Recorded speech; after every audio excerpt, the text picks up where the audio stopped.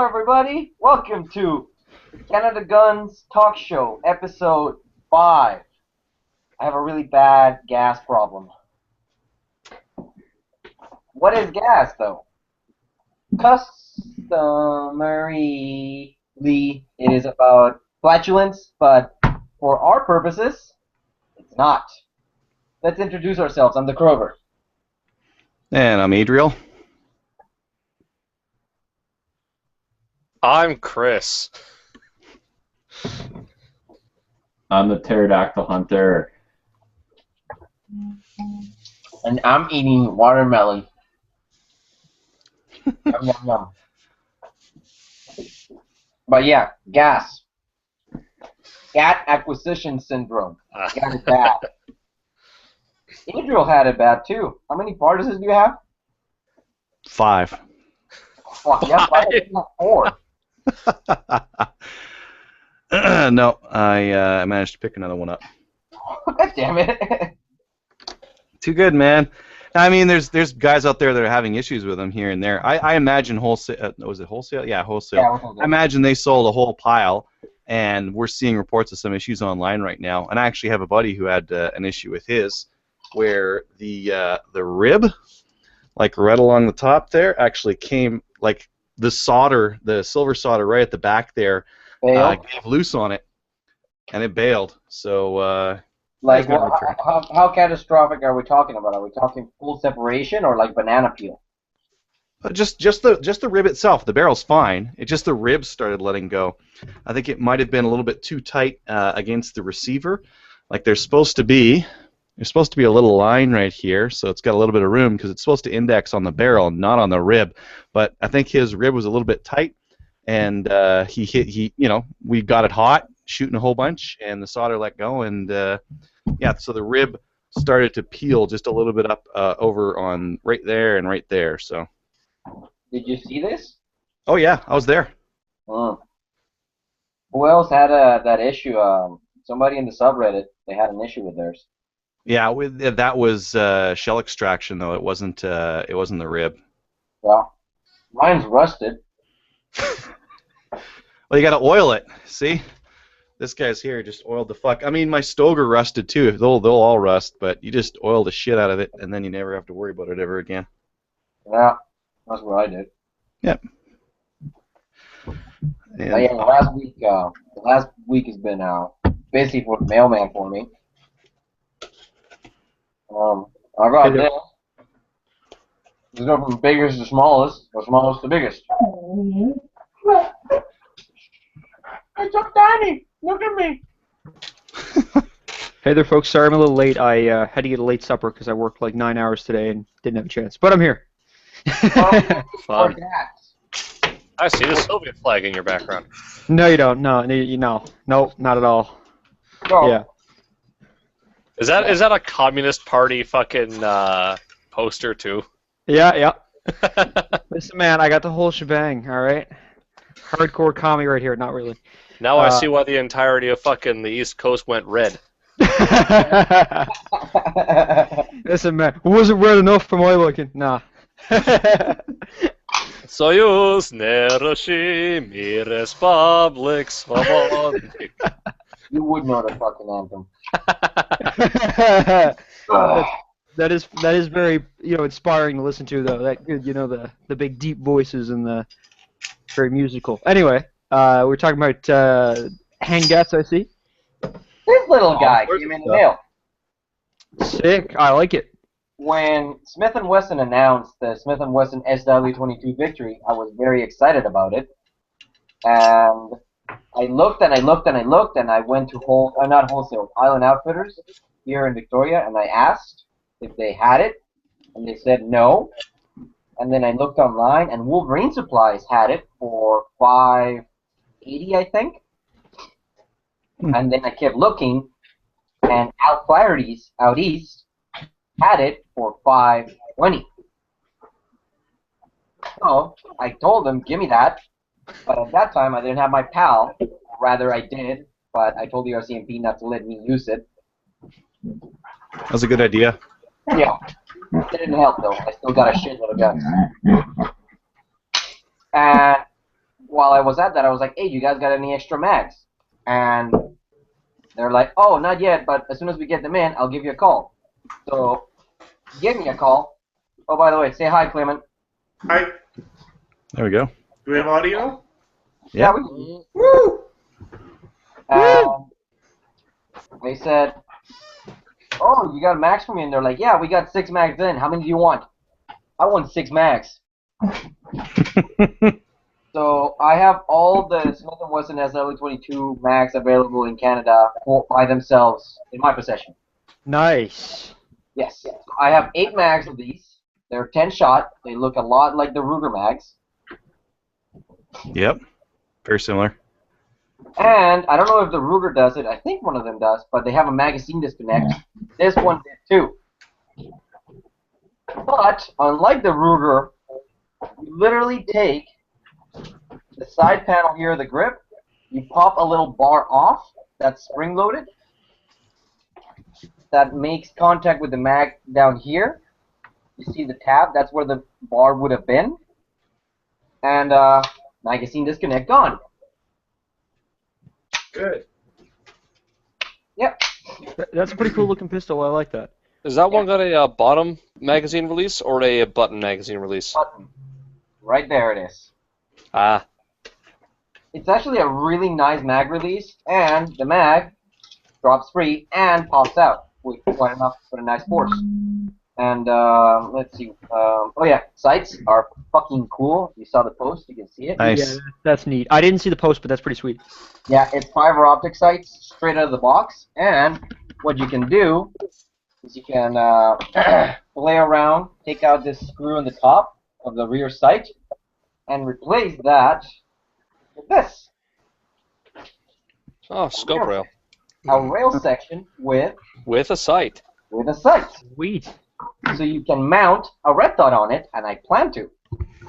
You need a muzzle brake on there too, though. I didn't buy the threaded version, but you know what's awesome about this thing? I'm just selling the shit out of this gun. Right down here, that's the takedown screw. That's the only thing you need to take this thing down. You pop that off, the whole upper and the receiver come off, and under here also, right in front of where this screw would be, is the barrel screw. You take that out, and the barrel comes right out. Well, Quartzen, I know for a fact, is making already barrels for it, like carbon fiber ones. Yeah, you need that. Yeah, I will. Because this thing is actually, it's got a little bit of heft to it. Mango, you want to fix your lower third? My what? Your lower third, so that we know who you are, you know, the little thing that says your username. How to do that? Is mine backwards? No, that's just how you This is see the way it looks in your Oh, screen. If you all look, right. if you go to your Google Hangouts toolbox, Mango, this counts for you too. There's a little red toolbox on the left-hand side of the screen. Right. Click that, and you can make your lower third appear. Are you on Firefox or in Chrome? Firefox. Good boy.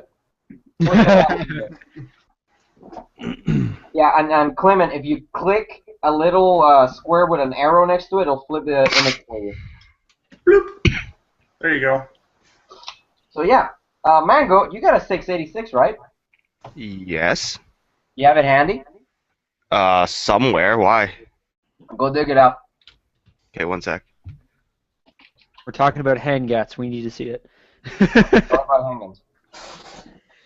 So yeah, this I actually ordered in May 4th, and it came in last on Monday. Yeah, it came in on Monday. Cool. I already got the another new card with the ATT thing. The permanent one, yeah. Yeah, things attached to it. So it went from 001 to 002. And I'm waiting on my registration for this guy. Mango, where's your 686? It's in my approved locked container Nice. that I need to undo the lock for. That I just sitting on also the floor. forgot the combo for, Good job. which is nice. It's Okay, there we 1, go. 2, 3. 911. 000 actually. Hear that, guys? Now, if you want to break into his house, you know how to get his gats. From his cold, dead hands. Mango, show that to us. Come on. Yeah, come on. Let me take the approved standard trigger locking device off first, and we'll be good to go here. This is why I'm so glad I just have a safe. Yeah, crazy. Come on, now we know how you operate. So. I don't need to do anything when I grab it out. What grips do you have on that? What did you say? What grips do you have on that? Oh, these are Packmar grips. Can you Lock use it on speed Mango loaders with screen that? just so we can see it. Mango, can you use speed loaders with that? Yes, I can. So you don't have any issues with them getting hung up on the grip? Nope. Can I see the profile of it from the back so that I can see how thick the grips are? Oh, those are pretty thin. Yeah, they're not like thick target grips. They're just regular grips. Nice. Mine's that's long. Yeah, Yeah, it is. that's the gun from the Batman movie. The Joker has it. It is. It looks exactly like that. It is freaking ridiculous. How long is your barrel, Mango? 6 inches. I got 2 inches on you, boy. Yeah, but sometimes you bottom out and it doesn't feel as good. Man speaks the truth. How good is your trigger on single action? Because mine has got to be near a pound. Mine's super light. The first time I tried it on single action, I damn near misfired. Yeah. Oh, Smith & Wessons have amazing triggers on single action. The double action, though, it is long and just... I don't know if I want to call it a bad trigger. It's just a long double action trigger. Yeah, it's long, but it's like super smooth, so I can't really say anything bad about it. I mean, What, I had no 12 problem. pounds in double action, though? Yeah, that's about what a double action pull on a handgun is. I mean, on a revolver. It's okay. It's not super heavy. It's not any. It's lighter than some of the law enforcement guns I've fired too, so can't really go wrong. Isn't it the Beretta, the CX4s? Well, I tried the PX4 and it's a gigantic piece of shit. It's got like a 14-pound trigger pull or some dumb garbage like that. I got a buddy from Kentucky who loved the PX4 and 45 to death. I don't know why. That is silly. So But, crazy, yeah. you were talking about a Smith & Wesson trigger pull. I was shooting one in a 44 mag, and I don't know, it really felt to me like it was less than a pound because it was basically you just touch it and it goes off. No, it could very well have been fucked with, and you can say those triggers really light. Yeah, I mean, my mom's Smith & Wesson 22, I've actually had issues where I've touched the side of it, and it's dropped the hammer, but there must be some kind of disconnector in there because it's dropped the hammer but not set the round off. But I swear, like, you just tap the side of this thing and it goes off. It's astounding. Clement, say something. Say something? No, your sound's still there. No, it was Mango that said that, but he dropped out. Yeah. Oh. Oops, okay, never mind. Yeah, I'm excited to try this guy out. Yeah, that's pretty sweet. Check this out. I picked this up from ZZ Boy. They're aluminum speed loaders. Whereas usually you get these. There are the plastic ones. Mango, I'm sure, is familiar with these guys. These things are just so cool. Yeah, that's sweet. I'm very excited to try these guys out. I'm waiting on the registration for these two guys for it to come in. That was weird. Yeah, it happens. But yeah, speaking about Mango and his gats, he also was kind enough to send me this guy. Ugh. Cool. And what is that guy? That guy It's a Mini is 14. a Ruger 1022 Oh. with a badass Tiger Stripe, custom made by Mango himself. Nice. Mine's not working, by the way, Mango. There it goes. Well, he was here. You saw him, fellas. So that's like an actual wood stock. That's like. Yeah, this was the original Woodstock because this is a. Damn it! Oh, shit! Come on. That fucking mag release. But yeah, this is a 50th anniversary guy. Okay. The 50th anniversaries, they came with a wood. There it is. You can kind of see it. Comes with that bolt. Mhm. Come on, focus, focus, focus. Focus, you fuck. Yeah, the 50th anniversary build there, yeah. They come with that, and basically, was that it, Mango? What did this guy come with? Mango, say something. Can you even hear us? Is he even there? He's being very serious. Oh, he's messing with his Yeah. But yeah, It's pretty sweet though. Script the finish on this guy, and he did a whole bunch of other shit, and he got it looking like this, and it looked the tits. He refinished it, or did he actually make the whole stock? So he refinished it. Okay. It's amazing how much lacquer can do. Like, Yeah. This thing is so fucking cool, and it is very, very well. It points very well, and I installed these guys on it. Cool. There we go. The- Next sites. And I got the one that is mounted to the rail so that I can put a red dot on it, or since red dots don't really co-witness well with the iron sights, I got a little ricer mount from UTG. So that I can do this. Come on, you little shit.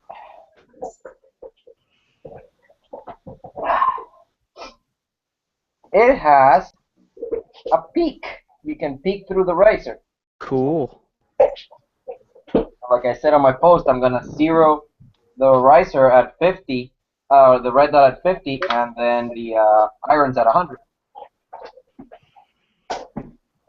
And wouldn't you expect to do that the other way around? No, because you want to be able to point and shoot.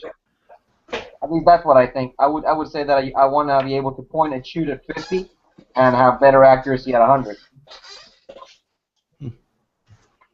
Is that just going to be a target gun, or are you going to use it for other Well, when I things? go to Alberta, hopefully there'll be some gophers that I can shoot. Yeah. All right.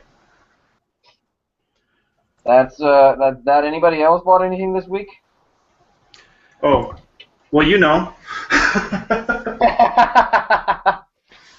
Show them what you got, Clement. Oh, just a sec. Hold on, he's got to get like he's gonna make like 8 trips. I'm guessing by the way he's talking. You know, gotta like come back with just bucketfuls. You know. Sweet. Oh, there we go. Yeah. Yeah. Put a red dot on it. I'm not sure if that's going to stay or not, but I didn't. Crover, really is that have the one anything you had? else, so. Did you sell that to him? Is that the one you had? Yeah, that's the one. Nice. That's what we're joking about, is that I seem to be his buyer of sloppy seconds this week. Floppy seconds. What kind of red dot is that on there? It is a really, really cheap Barska, which is basically the same one you buy on Amazon for like $50. My money is on that thing failing to hold zero after one slug. Yeah, That is entirely possible. I've had people come in and ask to buy one. Looks just like that. It's made for the Browning Buckmark, which is a 22. Yeah, well, I'm probably not even going to keep it on there. I was just kind of playing around. Hey, hey, Clement, you want this guy? Mm-hmm. Hello? Yeah, that's happening. There we go. I heard Yeah. someone saying hello. I heard a hello. Hey, cool. My sound is finally working again. There we go. Okay, good. Yeah, Clement wants to buy the Pardus hunting. Yeah, talk me out of it. No, Well, I did have to drive an hour to the nearest wholesale to return the one I purchased because it was a gigantic piece of shit. So what was wrong with yours? It was just not very well made. Which one did you get? Not nice in general. he's got the same one but black. Yeah, I I got have- the black OU. I have a feeling that Pardis has a QC problem. That's probably why wholesale blew them all out. Yeah, that's what I'm saying. Well, the story is that they had a bunch of problems with some of the shotguns, and Pardis wouldn't help them with the warranty. So they're Okay. just like, fuck this, we're just gonna drop the entire line. Yeah, that's what I heard as well. Yeah, Speaking of well, Pardis, that makes me feel so much better. so you know the Give you my personal guarantee that gun fires. This gun fires. Yep.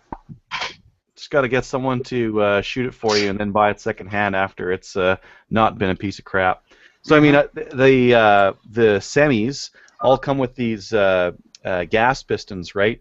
These little guys, and there's just one kind that they come with.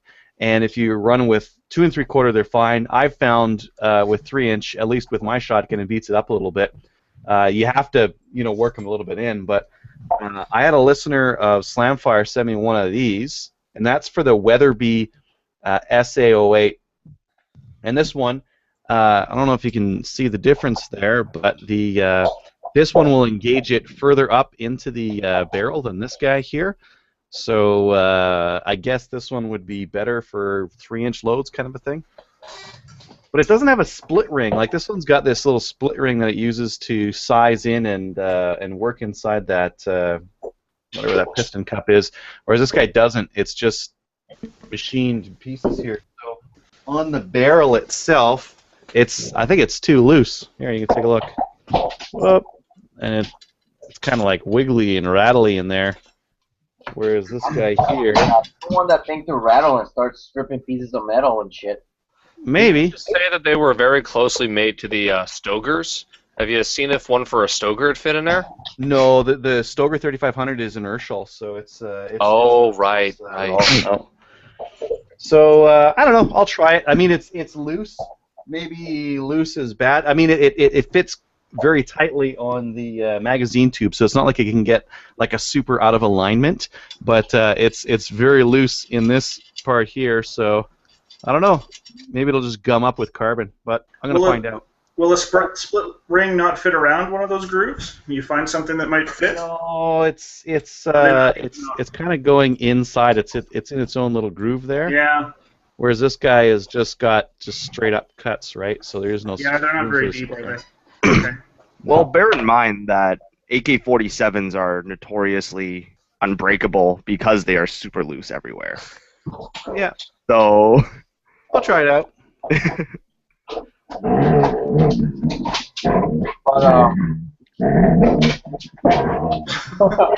But who's using power tools? That's his dog. Oh,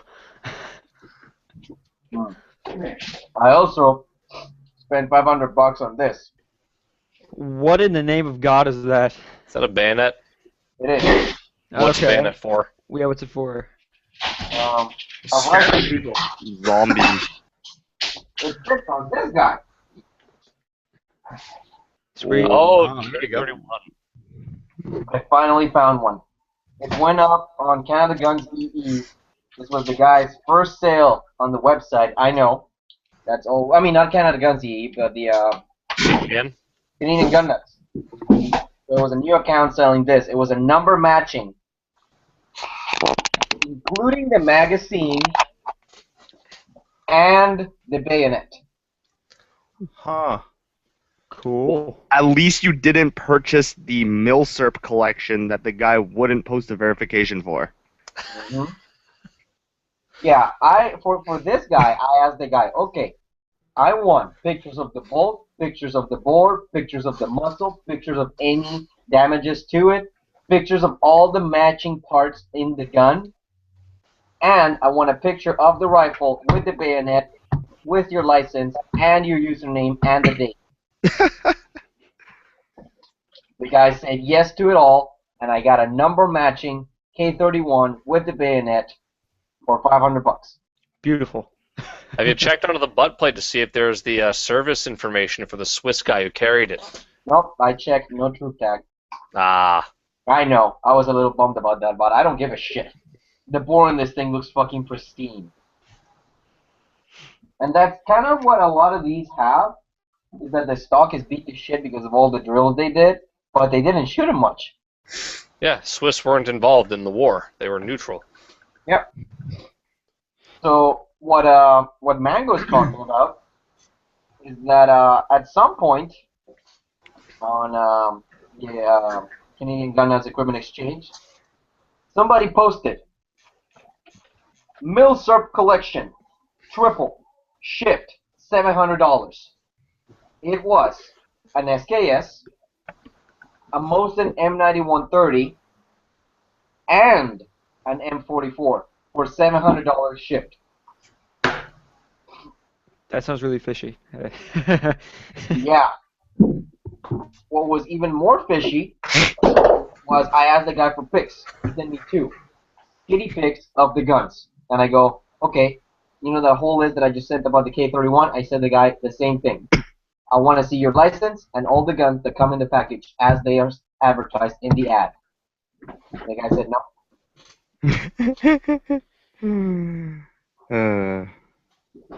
$700 shipped. If that was true, that was a hell of a deal. The M44 can be flipped for $400 or $500 because for some reason people are willing to pay that much for a fucking Mosin that's shorter than the other one.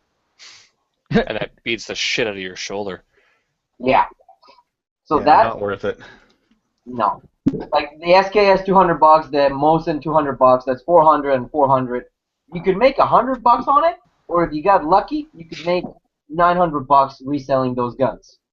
So you could have made $200, $300 flipping those guns, but the guy didn't want to send any pictures. Like red flags everywhere, all over the place. That's one of the things that they have on the Canadian Gun Nuts anti-scamming forum post. If the deal is too good to be true, it probably is. Now, just a suggestion. I wasn't here for the pre-show. Like I said, I dropped in a couple minutes late. Could we use that to segue into like just talking about milsurps? I wouldn't mind having that conversation if we've got enough room for another topic. Fuck yeah, we don't have that many topics today. What's up? Okay, because I kind of wanted to talk about. I was over to talk about something that I had happened to me yesterday. Actually, I was over to my buddy's house, and he and his dad have a few guns. His dad showed me his Lee Enfield.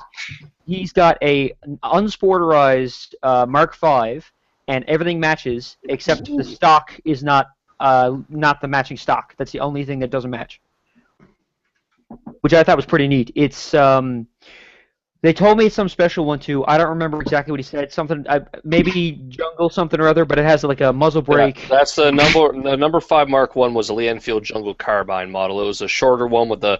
It looks like it's got a fucking like trombone shit on the front of the muzzle there. Yeah, that's the one. That's the one. So he's got that all matching. Just the stock is not original. But I mean, it's really sweet. What do you think? Anybody know what you could get a stock like if one came up? How much a stock for that would cost? Because it's my buddy's gun now. His dad gave it to him. Like $200.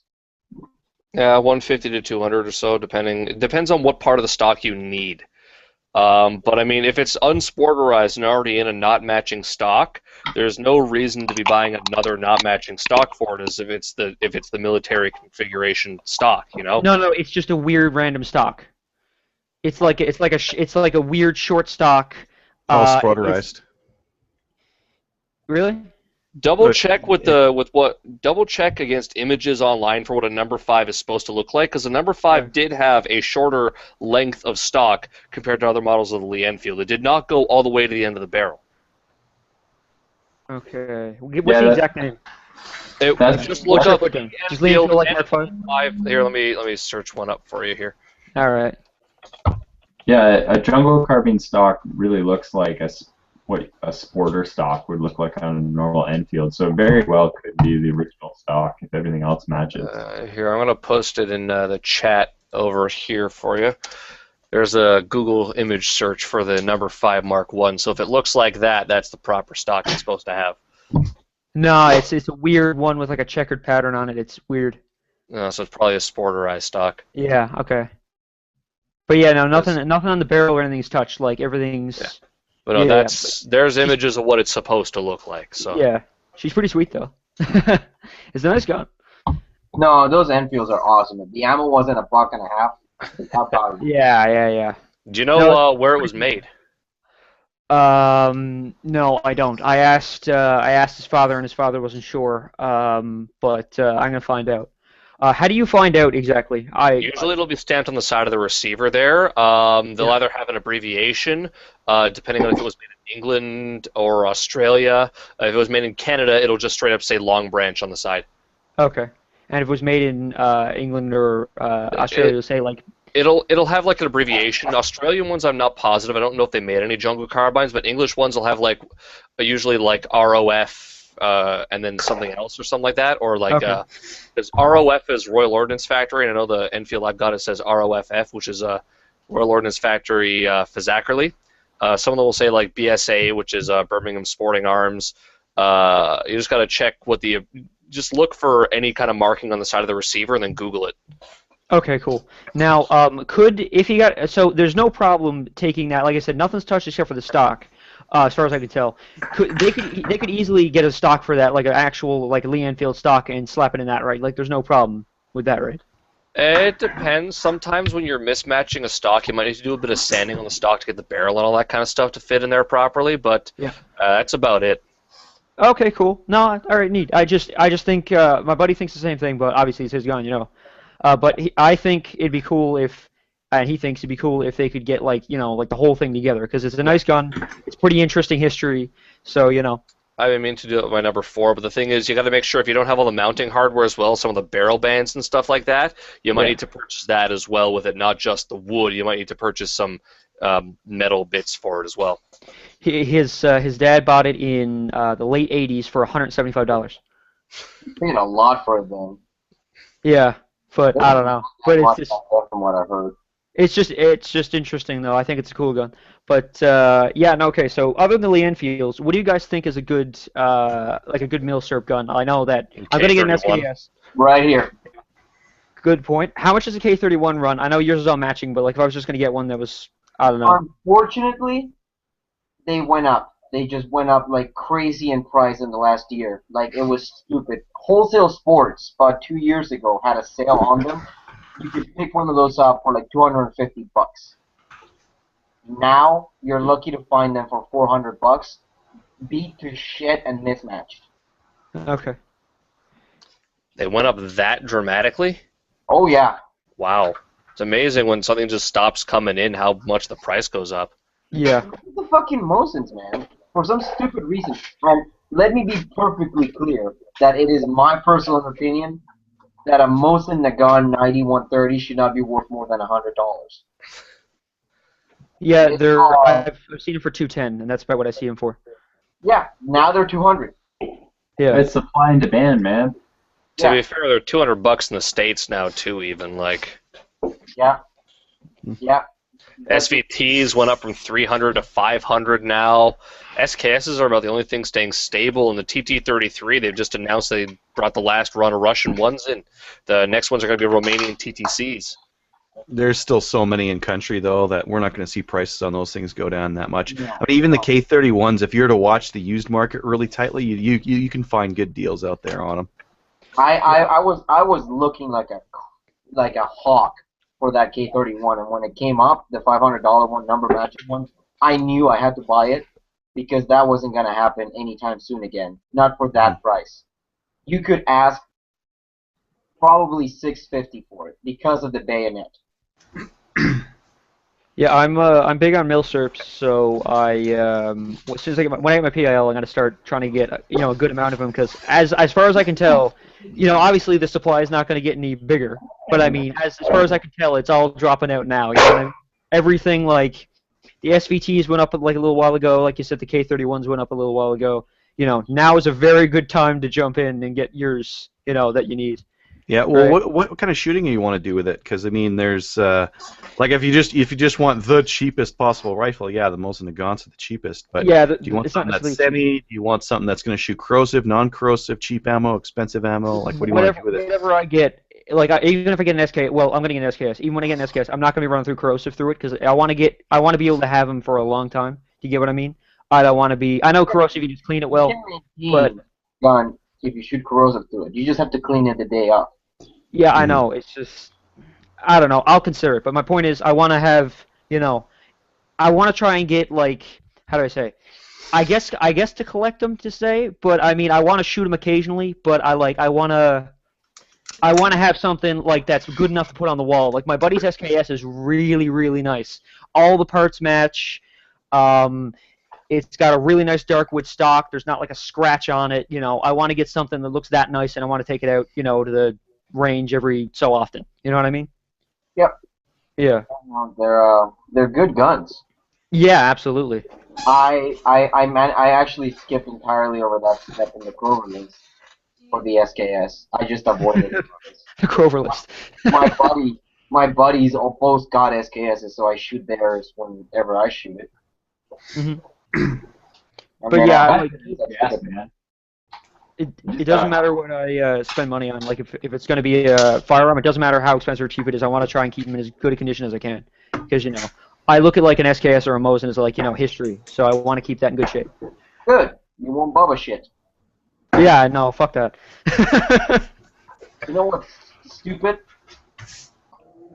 A few years ago, PU sniper Mosins were like $400, maybe $500 if it was in really good condition.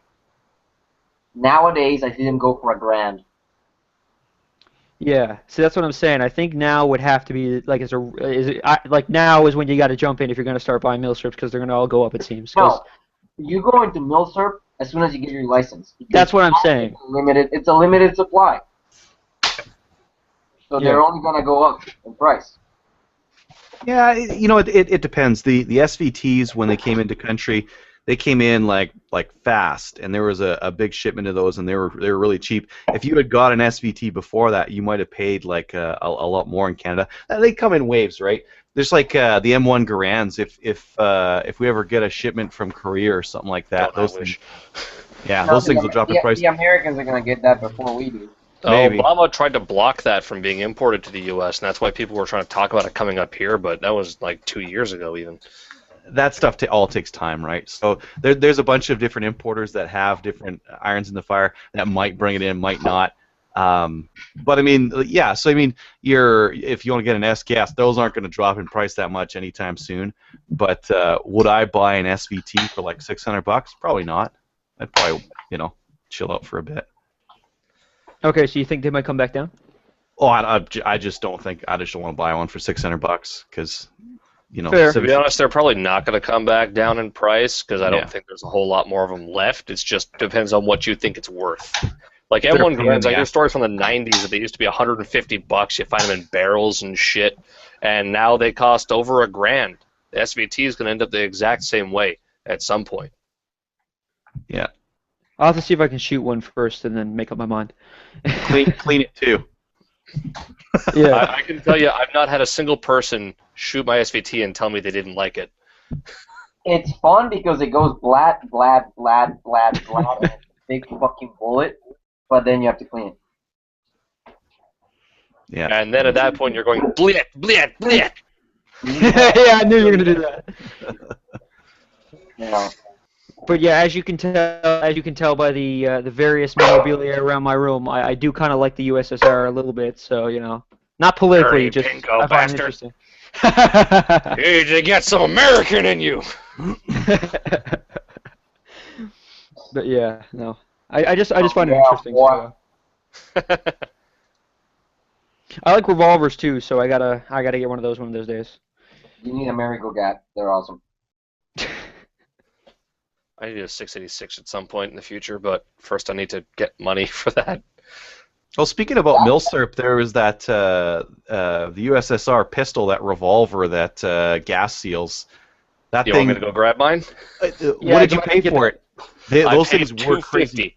Okay, that's not bad. They were even cheaper a while back, but these days, no way. Way more than that. I remember I was looking for a good 2.5 years for that. Let me just fucking get it before I start talking about this damn thing. No one's going to want to hear me blather on about the gun that I don't have. Yeah, he showed me this the other day. It's pretty sweet. Yeah. I had it on the first show as well. Oh, yeah. Hey, Clement, still want that over-under? I'll sell it to you. Yeah, it's happening. Get that Rand Paul gif up. It's happening. Blat, Mary go get. So yeah, Nagant 1895 revolver is the one they're talking about there, and you look at the slight gap there when you cock the barrel, it pushes the cylinder forward. The rounds, I can't really go get any because I don't have any really available. They're all stuck in a box somewhere, buried under other boxes. But they do actually. The bullet is like inside the round slightly. The brass goes above the bullet, so when you cock it, the brass actually causes a gas seal to happen between those the gap there. So there is no escape of gas from around the cylinder like most revolvers get. And yeah, like this one I paid $250. I looked 2.5 years to get this thing. But yeah, they like in that time I saw a bunch of them go up for like $600, and I'm just like, I am not paying $600 fucking dollars for Russian crap. The last place selling them was TradeX, and they had them for $200. But that was this point it was a good 4 years ago or so. Like it's a long time. Yeah, it was a while back. How much are the rounds for that? Sorry. Canada Ammo has them $35 for 50 rounds. That's not cheap, but it's not like it's not bad. No. It's not going to kill you, but it's not ideal. Crazy. Are those considered antique and therefore you can carry them? No. Older one. If you get one that's like the very first year they were made, which would have been made, I think in France or Belgium, those ones would have been. If you get one of those ones, then yes, because it's an 1895 and the cutoff year is 1896. But this one here was made in 1944, so no. Because that's the thing with this is they ran production on this thing right up through World War II. So theoretically, the first year production would be considered an antique, but good luck trying to find. First, good luck trying to find one. Second, good luck getting the RCMP to approve it, because I've heard they have problems with C96 Mausers as well. Actually, that must mean the cutoff year is 1898, but either way, it basically, they exist, but you're never going to find one. It's kind of to find a Webley. I want one of those, Crazy. You're making me want one of those. Well, you can't have this one. This is mine. No. So all of you guys that do the milsurp thing, I just have a question because I'm not totally not into it. Don't really care. Just because I don't know anything about them. But is it just because they're cheap, or is it because they're historical, or what's the motivation It's a bit of both. there? Like I started on the Russian shit. I got my TT-33 because it was cheap. I wanted my first pistol to be something that was less than $500 and not a 22, and the TT-33 met both of those bills. Then I'll be honest, I was playing Red Orchestra 2. And I'm like, oh, hey, the SVT-40, that gun looks cool. I wonder if I can buy that here. Oh, look, I can get it for $300. Let's buy it. And that kind of started me on collecting Russian milsurp. And then it's just basically being from there, whatever other milsurp I can find. It's because they're cheap and because they're cool, basically. Well, the Russian ones were cheap. Not all of them are cheap, though. No. Like M1 Garands cost a shitload.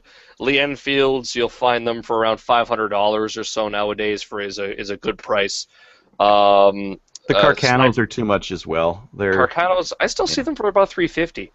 Really? In good condition? I swear I've seen some on. I haven't really looked too hard for a Carcano. I need to start doing that at some point, but I still see them for like $300-$450 or so.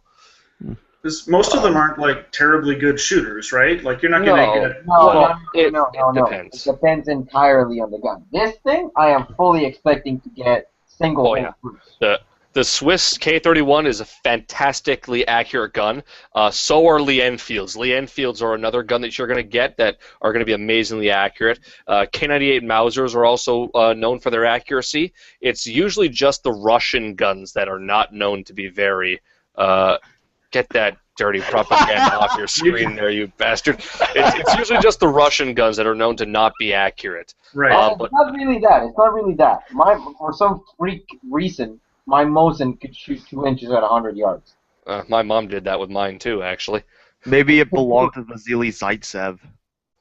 Yes. And the Mosin is it's a rough gun. It's roughly built, but it is simple, and it works. And it flings a 30 caliber projectile at stupid ranges for dirt cheap. Mm-hmm.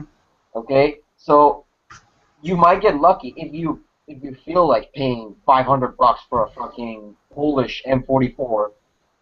Those guns are new, basically, right? They didn't go through a war. They weren't refurbished. They weren't stuck in a crate full of Cosmoline for 50 years. They're new guns. I don't Well, know. I don't know the performance of the M44 Polish ones, but I would say that they might even shoot better than they most probably other. were still stuck in a crate full of Cosmoline for 50 years, but it means they weren't shot too much before they were put there. Unlike the Russian ones, which went from Moscow to Berlin, then back to Moscow and got put in a crate of Cosmoline stuck in a salt mine in the Ukraine. Yeah. So when you're talking accurate for a milsurp, 2 to 3 MOA is reasonable. 2 to 3 MOA is good. Yeah, that's good. Okay, because I'm wondering, like, when I say accurate, I mean like sub 1 MOA. No, you're not going to find No. almost any gun from before the 60s that'll Yeah. do something away. Like, It shouldn't, but I mean, anything's possible. You might stumble upon one that the stars aligned, but I mean, sometimes, I mean, I've heard of some people who can shoot Enfield 600 yards. I've heard of some people who would take the #1 Mark IIIs and go out to 1,000 yards with them. Jesus. Mango, what the hell was that they were holding? Oh, that was. No, Mango. I saw what Okay. I saw what I saw. Oh, this is just a It's roll of tape tape gas. that I'm trying to emulate what kind of accuracy you'd get with a milsurp at about 50 yards. Yeah. Yeah, Clement, depending on the gun, and more often than not, it's Russian ones, the joke is that you'll hit the broadside of a barn. Maybe. mhm. If rifle it's just- if rifle hit man across Volga River, rifle is sighted.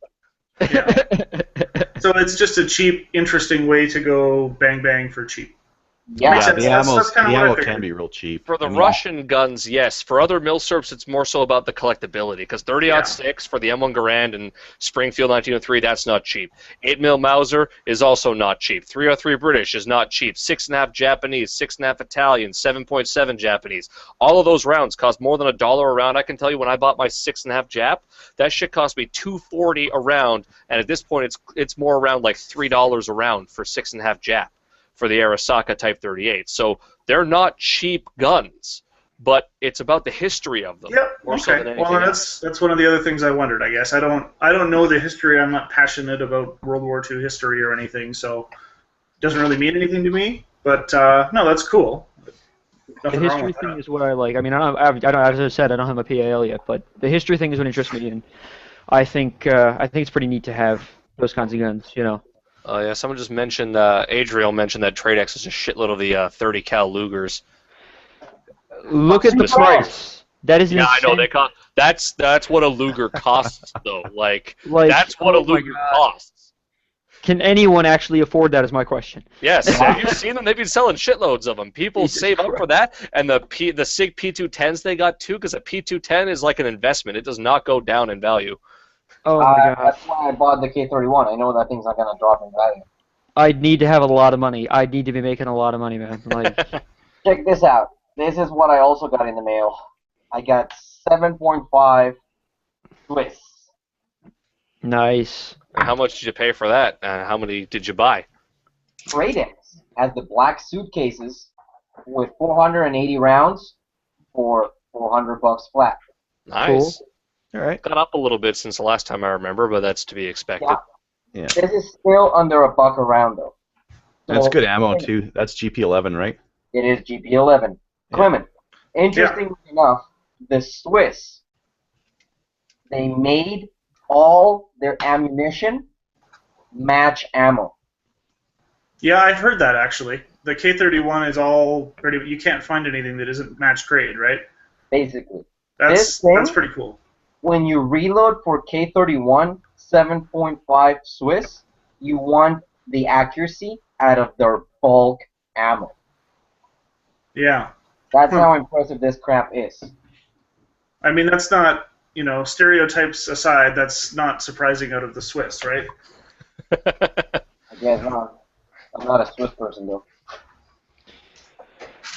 So I never really thought of it. What do you get? Okay, so you mentioned Italian. Somebody mentioned Italian rounds. What do you get for Italian milsurps, like World War II? Like, what do Carcano. Italians use? The Carcano I don't even know what the hell model Carcano is. How do you spell it? Carcano. Okay. And yeah, it was actually someone used Carcano to assassinate John F. Kennedy. Interesting. You mean the guy standing on the grassy knoll? No tinfoil. Who's in the bell tower? Stop the tinfoiling. Stop it. So yeah, the Carcano is the only Italian milsurp I think you ever hear about. I don't know of any other Italian. I think they had some Mausers at some point. Like every fucking country had a Mauser at some point almost. But yeah, it looks okay. It looks half decent. The Carcano is the Italian milsurp you're going to find. So if you're looking for the major gun from every country, Italian was Carcano. The Japanese had the Arisaka. English and the Commonwealth was the Lee Enfield. The Germans was the Mauser. Russia, Mosin Nagant, and America was the M1 Garand. What are you talking about? You Canadians had the what is it? The Ross rifle. That was World War I, and it was actually a pile of shit. Yeah, I know, it was a pile of shit. Yeah, it's just a precision rifle that shouldn't have been stuck in a fucking trench. Exactly. It was a hunting rifle. It wasn't a military rifle. They're really cool. They are. They're straight pull. Anyway. Ross rifles, if you want one that's sporterized, it'll cost you about $300. If you want one in full military configuration, usually one that's being rebuilt to full military configuration, it'll cost you $1,100 to $1,200. Fuck me, really? Yeah, buddy's dad has one like sitting in his gun room. When I say gun room, just a room full of guns that has like a lock on it with boots and stuff. Sounds like my kind of room. Isn't that all our dream? Yeah. He doesn't know what it's worth. He's just got one. He's just had it for forever. Yeah, check this out, Andrew. It is straight pull. Nice. So cool. And it beats from a 6-round mag, of all things. So, guys, sorry. No, continue. I was just going to say, I don't get why straight pull never caught on here. You can find modern manufactured straight pull rifles in Europe, but they're almost unheard of in North America. Too complicated. It is. The Mauser bolt does it all better. Yeah, works in the dirt. Or you just get a semi-auto. You know, you don't even have to pull it. Yeah, unless it's jamming on you. Bang, bang, bang, bang, bang, bang, bang. So I got a question here real quick. A couple buddies of mine and I are going on a road trip in August. And now this is gonna be you're gonna get some laughs here, but we're going to Quebec. Do you know of anybody possibly know any ranges in Quebec City or Montreal where you could go and just my buddies don't have actually one of them has their PAL. CRAFM in Montreal. Okay, I'll write that down. CR. Graph them. That'd be a good time because we're going to be probably there with nothing to do, I imagine, at some point. So. Well, it's Montreal. Yeah, Montreal's a boring place. There's not much to do there. I don't know about that, but you know what I'm saying. Oh, crazy. Yes. That was about the issues you have with your. So, my 1911 380 from Browning. I think I mentioned this once or twice before. Some point, nice fancy gun. I waited 11 fucking months to get, and when I go and take it to the range, it has feeding issues. Failure to feed. The rounds would get stuck about that far out of battery or so, usually. That was the issue I had. Little tiny ass 380 round. Let me stick it up next to the gun here. This is really bad for scale, so let me... Here's the Gant revolver, and this is also probably terrible for scale, so let me find something everyone knows, the size of a USB stick, and there's the scale. I was told... USB stick. Fuck, I don't know. Like, I was told, like, I wasn't the only one having problems there that day either. There was 4 other people had the same gun. 3 of them were having the same problems I did. Funnily enough, every other person with this gun who was there was a woman. So the joke around the club is I got the girly gun. I'm the only guy with a girly gun. The one woman who was not having problems, she asked, "Is it a new gun?" Yes. "Is it new magazines?" Yes. Her response was, "All right, then take the magazines, load them, and leave them loaded for a month." So far, that seems to be helping just a little bit. but not a whole lot. I mean, some of these rounds are still getting jammed up. It's usually a problem within the first 3 or so. Beyond that, it seems to not be as much of an issue. When I was doing some reading online, though, some people were saying the magazine lips, they're too wide. Some people were saying they're at 0.311 inches, and they need to be down to about 0.308. But I don't exactly have the expertise to be able to bend those, you know. Do they scratch up the brass when they're coming out? Like, are they gouging it at all? Or? It's not gouging it. It's not anything. It's just it just gets caught going up in there. It's not any. It's just weird. It's just failure to feed. It's not scratching it. It's not anything weird like that. So it gets stuck up on the feed ramp then. It's weird because like it's in battery. Normally you'd expect it to get stuck up on the feed ramp somewhere. You'd have a round sticking up like this out of the top of it or something like that. But it is in battery. It's just not going. It's like in line with the chamber. It's just not going into battery.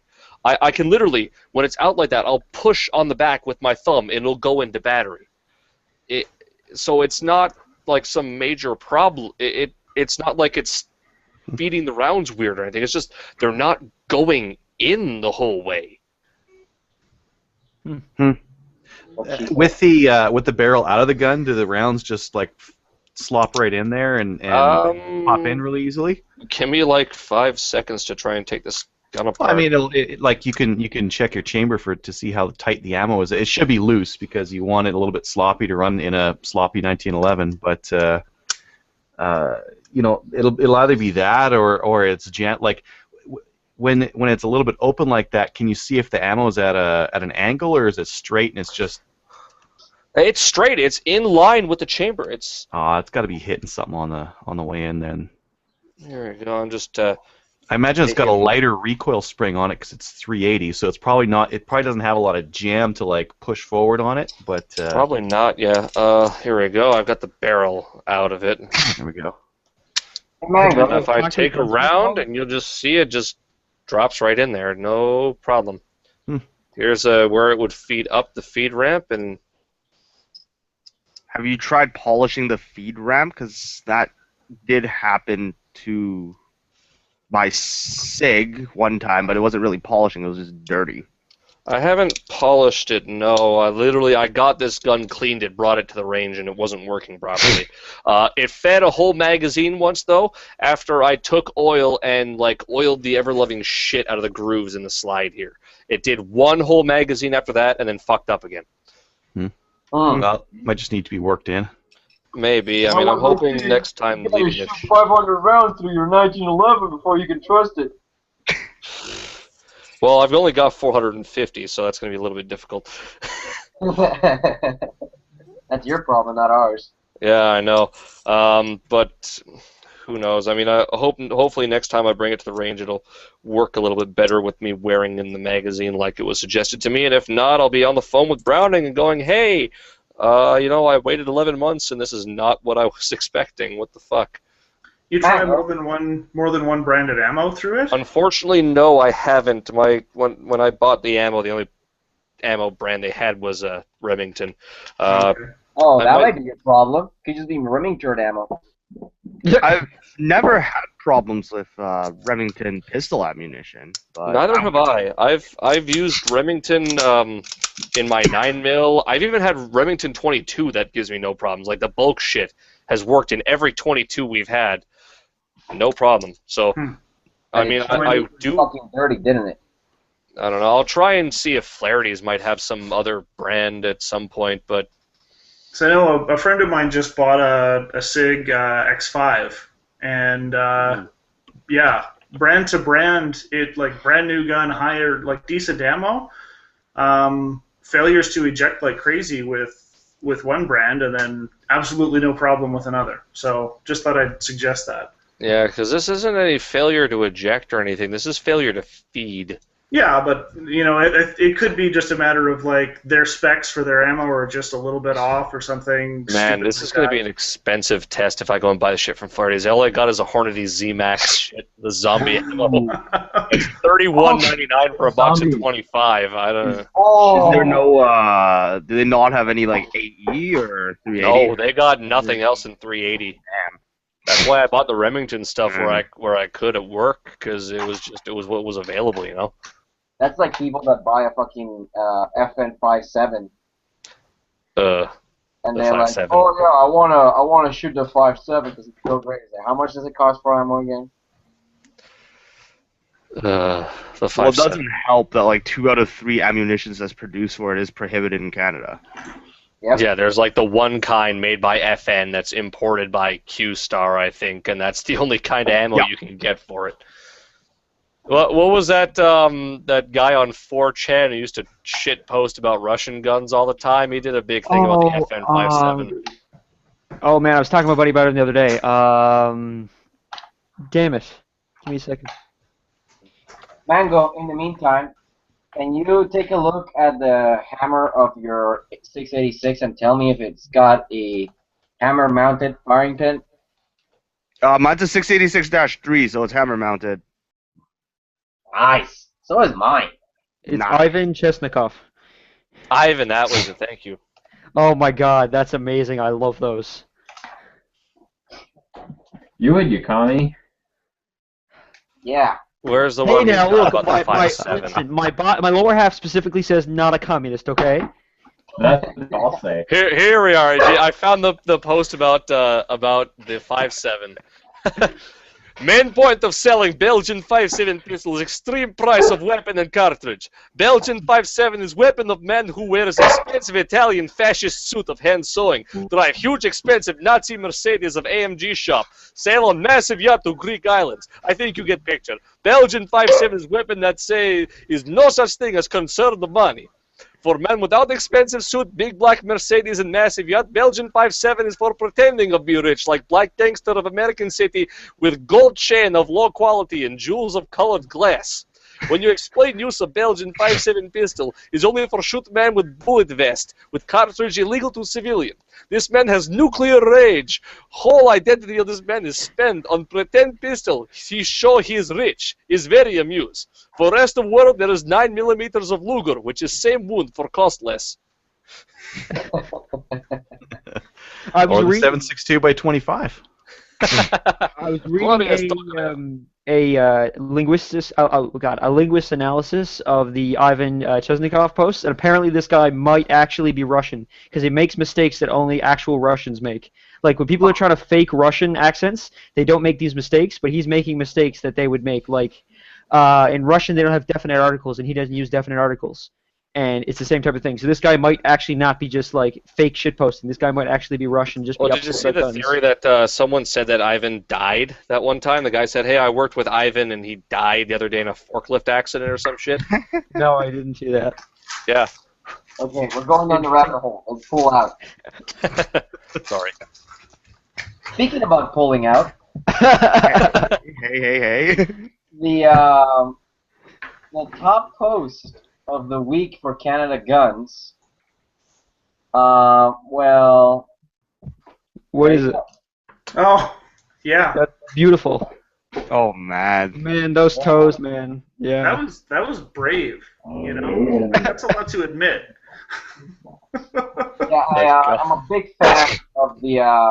Oh fuck! I didn't even realize what was on the end of the gun. I looked, I was like, oh look, toes, and I fucking backed up.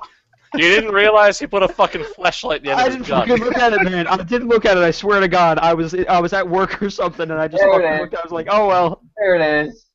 Oh man. Man, When I I'm a saw fucking that, idiot. I was just like, I need to call a gun shop in Utah, an ultra-religious, anti-porn state, and be like, yeah, I want a gun-mounted flashlight, and wait for them to misinterpret me saying that as flashlight over and over again until finally. Did you guys ever see that AR-15 with the flashlight as the stock? Yeah, I guess- there was a really good thing in guns. It was called the cockstock, and it was Hey, great. listen, you guys got your what is it? Your cocking handle. Yeah. Remember that post? I still wanted a dick-shaped charging handle for my Daria. Have you seen the Picatinny mounted balls that you can buy? Yeah. I want them. Because truck balls weren't enough. Oh, this is way better than truck balls. Yeah, it's a full, realistic black set of nuts. There you go. Jerkingthetrigger.com, really? And it's called the Yep. tack sack, by the way. Yeah, the tack sack. That's right. Mango. You should totally get one of those and like totally slip it in at work and see what happens. No. just go. I'm I really don't still know. waiting for the Someone bayonet dildo. I haven't seen too much. I think it would be a really good accessory. Oh, it's needs to go to a 3-gun match with a bayonet dildo and a back stack on their fucking AR. Yeah, you need to give somebody a back massage while you don't want to let go of your rifle. Makes sense. Yeah, it would Shouldn't be this conversation be made saved for for training after also. show? No. There you go. Why? Oh God, no. There's another link. Maybe not the realistic. They literally duct taped a dildo to the front of their hog. Okay, I gotta show that off. That's And the all. website name is Strippers Online. Yeah. Shit, anyone can duct tape it on there. I want like an actual mount that's sturdy as fuck and like, you can take it off and. You could probably get something done with like a Picatinny flashlight mount and, No, guys, I one up you. Get shit muzzle break. Ganner, you joined in at the worst possible time. Oh. The best possible time. The best possible time. We're discussing required accessories for your AR-15. Yes. Required what? Sorry? Accessories for the AR-15. This is what we're talking about. That's what we're talking about. Oh, well, obviously. Because Oh my it God. makes perfect sense to duct tape a dildo to your hog. It's not enough pick rail on it, so you gotta There was tape an it. actual mount on there, like an actual real sturdy bayonet mount. That'd be a lot better. Well, I mean, UTG or like NC Star does sell those flashlight mounts for your AR-15 that mounts on a Picatinny rail. I'm pretty sure that would fit. Well, you'd have to find. I can't believe we're actually discussing this. Depends on It would have to be a 1-inch diameter dildo, and let me tell you, that's not much. Yeah, that right there. That's all you need. Yeah, There we go. maybe for you, but That ain't gonna fit my dragon dildo. What if you Chuck it up in a lathe. Adapter. yeah, you put it on a lathe and then like you just reduce that one area to like a mounting point, and you're good to go for the rest of the But that compromises the structural integrity of the dildo. You have to, I don't know. You might just have to sacrifice some of that in exchange for the added benefit and functionality. I don't know. Do you really want to be the one to go to the ER and say I got a dildo stuck up my ass because it broke off while I was fucking myself with it on my gun?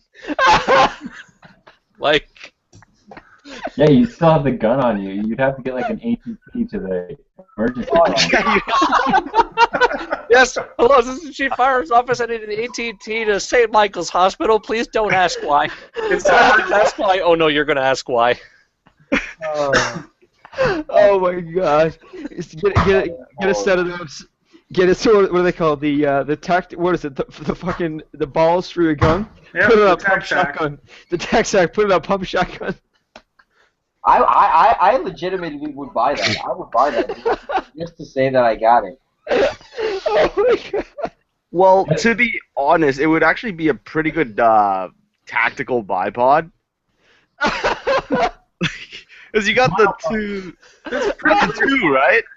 So you like stick it on like a barricade or something, and then you kind of like got like a machine gun position, It's a good stop for the VFAC. I agree with Andrew there. You gotta go and put the nuts on a shotgun there, and then get like white confetti rounds. Oh, Kenner, that's what you're gonna do. You're gonna mount a nutsack to your 870. That's what I'm saying. 20 rounds. Oh my god. Why don't we just go all the way and load it with yogurt? What's that? Well, the pick rail's right here. It's perfect. This will work. Yeah, right there. Oh my god. Janitor, later on you've got to tell me how you got your lower third, like your custom one, to actually go on the bottom of the screen, because I did one the other day and it just covered my eyes. Oh, we can talk about that later for sure. Yeah, sounds good. Yeah, let me know later. Yeah, Yep. I actually can't put a lower third on because for some reason every time I try it cuts out my sound. Yeah, you're just bad. It's a mystery. Tis so, tis so. Get Scooby-Doo on the case. Yeah, I'd love to know how to that fancy lower third thing too. Because I can do one, but it's like kind of takes up my whole screen or something. Yeah. Weird. Basically, if we just cover it real quick, in Photoshop, I just figured out what the pixel size was. I can't remember exactly, 1920 by something, and just made sure that the background was transparent. Saved it as a PNG and overlaid it. So There we go. That's what we thought. We figured it was transparency. I just got to figure out how in the hell to do transparency on GIMP. Google. Yeah, I know. It's I just haven't got around to it. All right.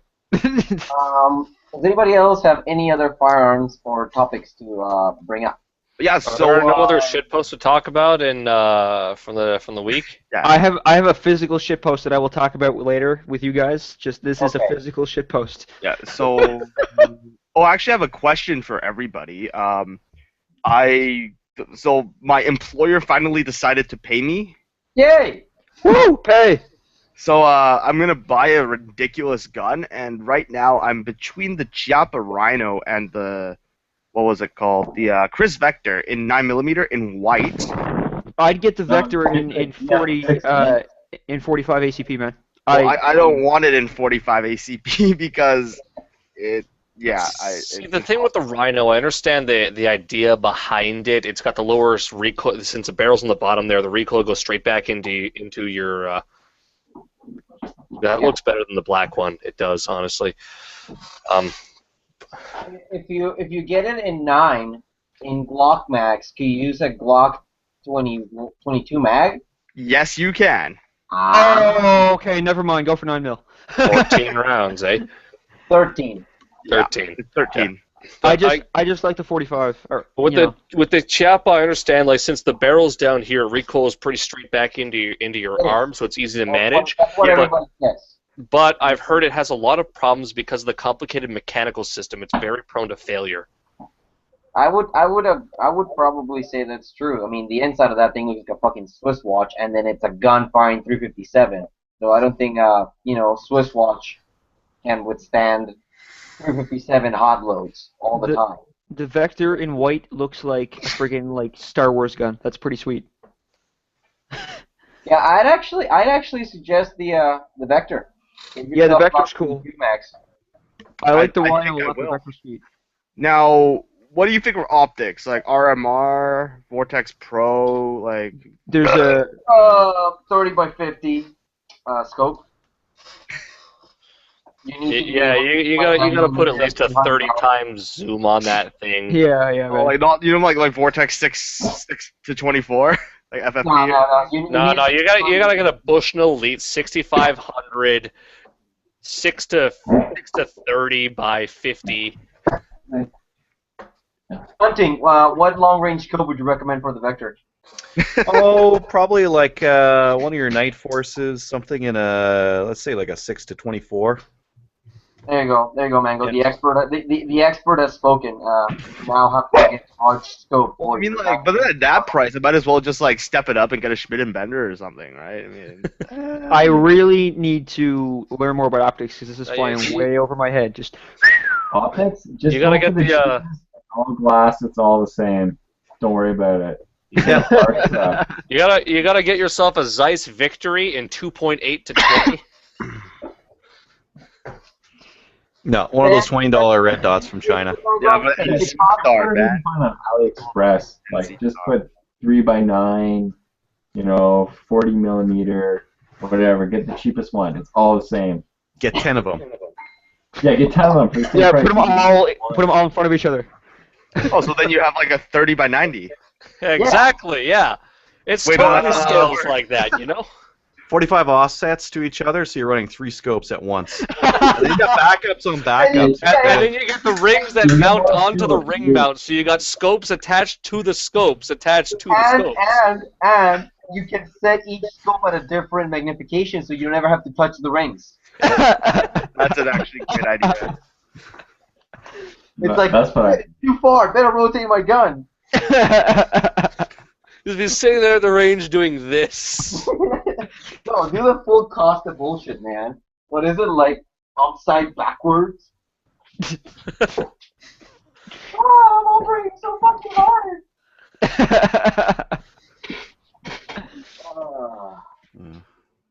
Speaking of scopes, actually, hunting, thank you for your advice a couple of weeks ago. That was very helpful. I actually did end up buying something, so. Probably zoom into something. I'll put the I don't know, camera can you on see you. that?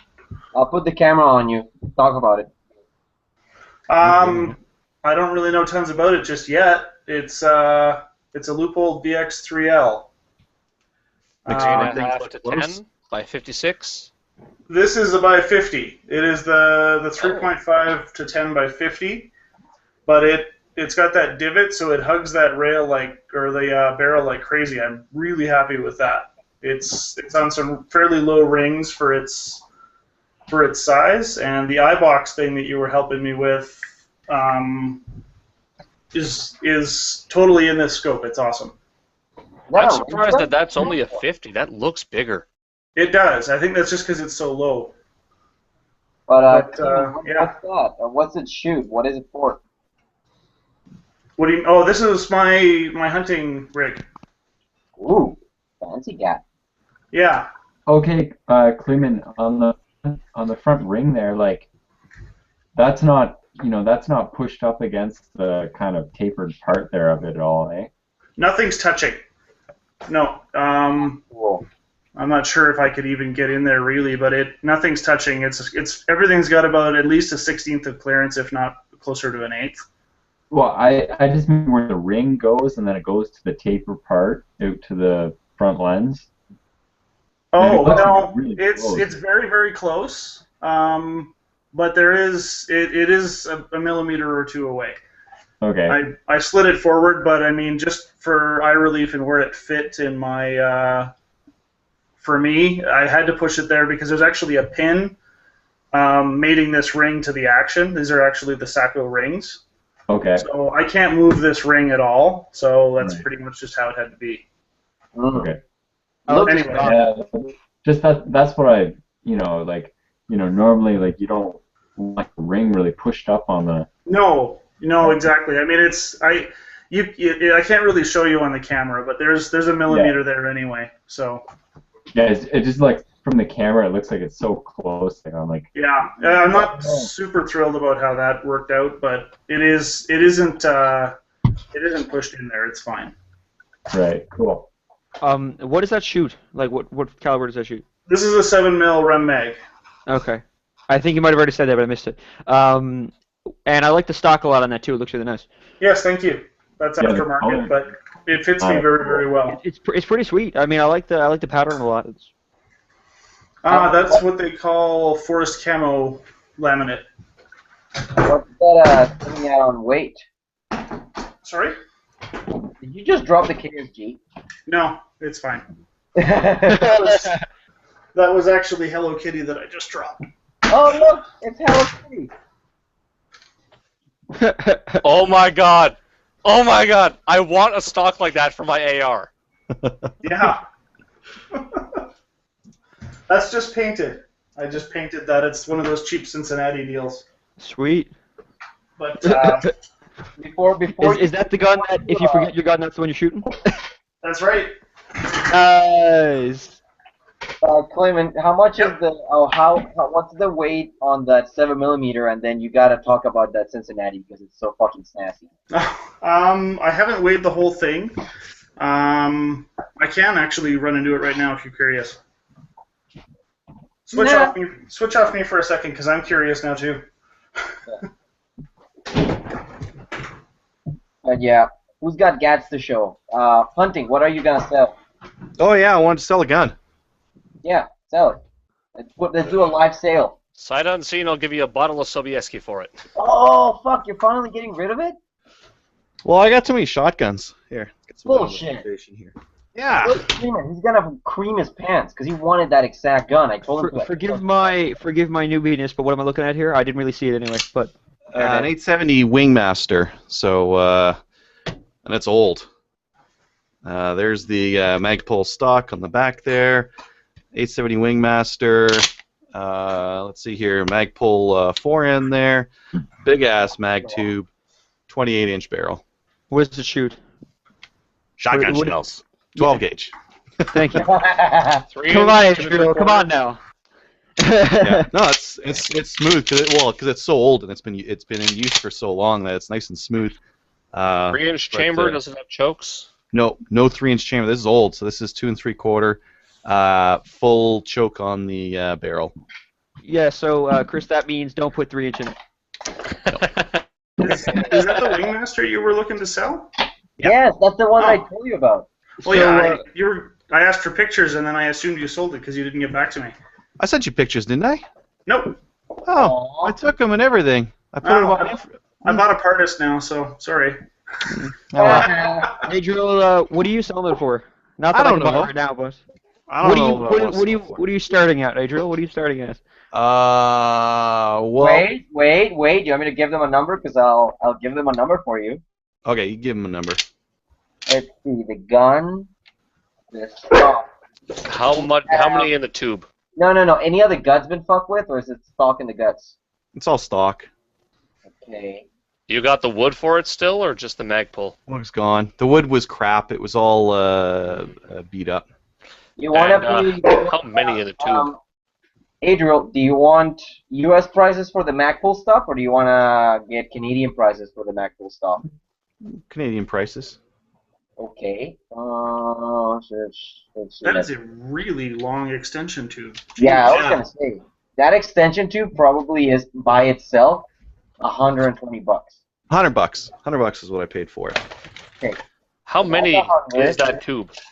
1, 2. I might not have enough dummies. 3. What's the best place to buy those dummies? I made 'em. Online? Make them. Okay. 5. Brownells otherwise. That's a The whole other ones you thing. can buy are garbage. 6. 7. Fuck. 8. Adriel, what would you say is the condition of the shotgun itself, the action and the barrel? No. Well used. Well used. Here, let me get, if I can get close there.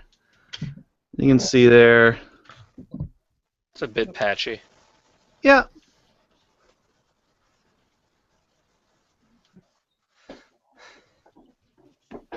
What was that? What was my count You're at at there? 9. Oh, was that 9? Well, $500, $500. and you're giving him a $50 deal on it.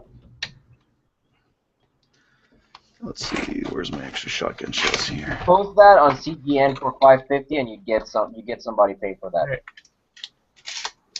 Was that 9? That was 10. Oh, that's it. So you 10 get 10. shot. Well, That is a $550 gun. if only I had my PIL and/or the money. You have a friend? Yeah, no, the money is the problem, my friend. The money is the problem. That's fine. Well, you have a working orifice? He's too far away. I'm not flying for that. Yeah, well, I prefer you didn't anyway, but yeah. Andrew, if you allow me to take you down the rabbit hole, I can give you a couple suggestions on first firearms according to the official Kroger list. Number 1, must have the Savage Mark II, made in Canada. Can't recommend this enough. I think a lot of the guys here tell you the exact same thing. Yeah, This that thing's was awesome. That was my dad's first rifle as well. I got the exact same gun, but left-handed. Yeah, and okay, so we looked at Cleveland's scope there, and he was getting pretty low on it, but I gotta say, mine's getting pretty low there. Look like this is like Little John kind of style, getting low on there. This thing's awesome, And Yeah, I no. think I got this at Canadian Tire.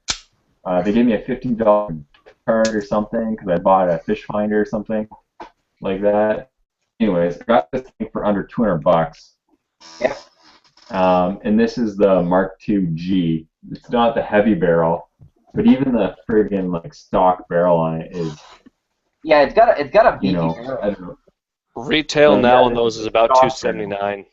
And it's heavy. Like this barrel is heavier than the 22 by far, like big time.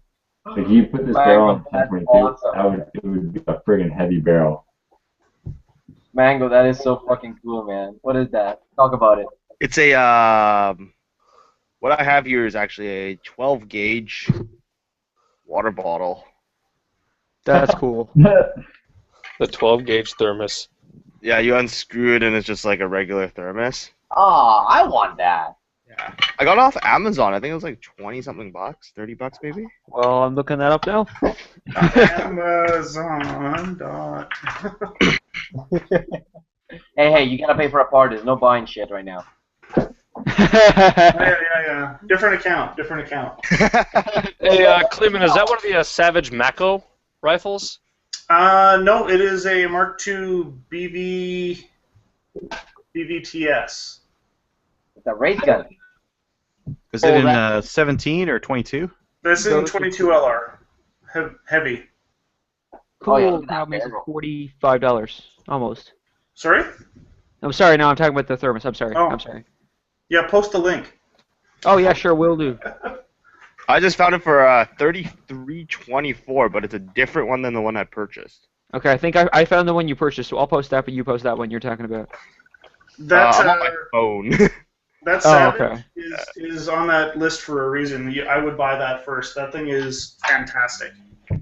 Yeah, that's the thing. For 22s, the entry level market, the prices are so low. You can get awesome guns for a great price. Hold on, are we talking about 22s? Give me a sec, I'll be right back. I was thinking of getting a 1022. What do you think of that? Well, Yeah, Remington. Are you looking to modify it? Yes, I we have had an this opinion discussion. on Yes, that I one am. too. Then get the 1022. Yeah. I wanna put a Archangel Nomad stock on it, I think, Yeah. because those are pretty sweet, and they're only like, what is it, $200? Yeah, if you're looking to modify it, get a 1022. If you're not, get a 597. Yeah, my buddy has a 597. That's really nice. I don't know. I own Mango. a 1022. Is that a Zastava? Good deal on it. Like I Is that got a it for Zastava or is that a under- CZ? Everybody, quit! Shut the fuck up and let Clement talk first. Okay. Oh, well, just 1022s. I just picked this up a couple of weeks ago before Gopher season. Very much recommended as well, actually. Any of them, but I mean, this is the Target Tactical. Jesus And Christ! Look at that barrel. it's very short, and the barrel is ridiculous. Like, it's only a 16.5-inch barrel. Really, really fun. Is that a MacBull stock or a Hope stock? It's a Hogue stock, but that's the factory one that it comes with. Nice. I've always wondered about those heavy barrels. What do you got there, Mango? Guess. Oh, It's a CZ 452 Canadian. It's the 455 Canadian. Pretty standard. Nothing. The barrel's not too special. It's like really thin. But yeah, like nothing as thick as those Target guys. But I saw this guy at Reliable Gun on the shelf when I was helping my friend pick out his first pistol, and I just grabbed it while I was there because like I kind of got influenced into buying it because I saw my friends buying things. Not the best financial decision, but I've been happy with this rifle so far. Those CZ22s are fantastic as well. Just a bit more money is all. So, what's the best? You can get, like, the top of the line Mark IIs just barely meet the bottom price CZs. Yep. This guy was $700, right? 500, I think. Yeah, I got this for 500. Sweet. Yeah, take a look at what Janitor has. He's got the top of the line Mark II. Talk about it. 1022. But yeah, that's excuse me, a hammer forged heavy barrel on that sucker there. With the I think that was a Richards Microfit thumb hole stock I've got on that. Stainless action, polymer recoil buffer. I like that stock too. That's really cool.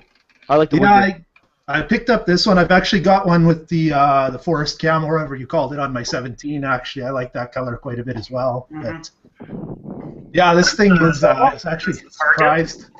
Pardon me? That's the Target model? Yes, it is. You betcha. Okay. I wonder if that is the same barrel. How's the thumb hole on your hand? Like, is the grip a little bit small, or is it perfect size? It for my hands, I've got a little bit bigger hands, but it's perfect. But I did do some sanding when I got this too, kind of customized it a little bit. Okay. But really, in that area, I just smoothed it out. I didn't have to take any wood or anything off of it. So for me, it works good. But I could see if you had a little bit smaller hands, it might be a little bit big almost. But and then the space between here, like that might seem like too much. But for me, it ended up being perfect. My complaint, and maybe you've had the same thing about the thumb hole, because my Savage has it here. I love it, like, for shooting. Your hand just fits in there so nice. But if you're, like, I'm assuming that's like your gopher gun or something, right? Yeah, I also have just a stainless one with the Magpul furniture. So if I'm walking, I take that one. Not that I ever shoot 22s out of a truck at gophers, but no. Yeah. No, of course not. Of course not. That's what I find about the thumb hole, though, is it's really, because you're missing that, like, there's this bit here, it's really awkward to carry around. Yeah, this one doesn't get carried very far, let's put it that way. No, I've kind of learned, I mean, that's why I bought that 1022. I'm not going to take this thing out for gophers anymore. Yeah, with heavier rifles, it's not that great, right? Yeah. Well, the 1022 isn't much lighter, unfortunately, but it's fine. It's totally tolerable. I don't think this guy's very light either. What is it? This is a Norinco NS522, which uses the Anschutz 54 action. It's a knockoff of it. Stiff as heck, but this is the most accurate 22 I've got. And I'll whomp any of my buddies that compete. Now, I mean, if you get something that's like an Anschutz or something like that, yeah, your accuracy is going to be about the same. And you have to modify these guys as well. But the bolt turn on it is really stiff. It's got 2 lugs. And I've modded the trigger on this guy, so it's just under a pound.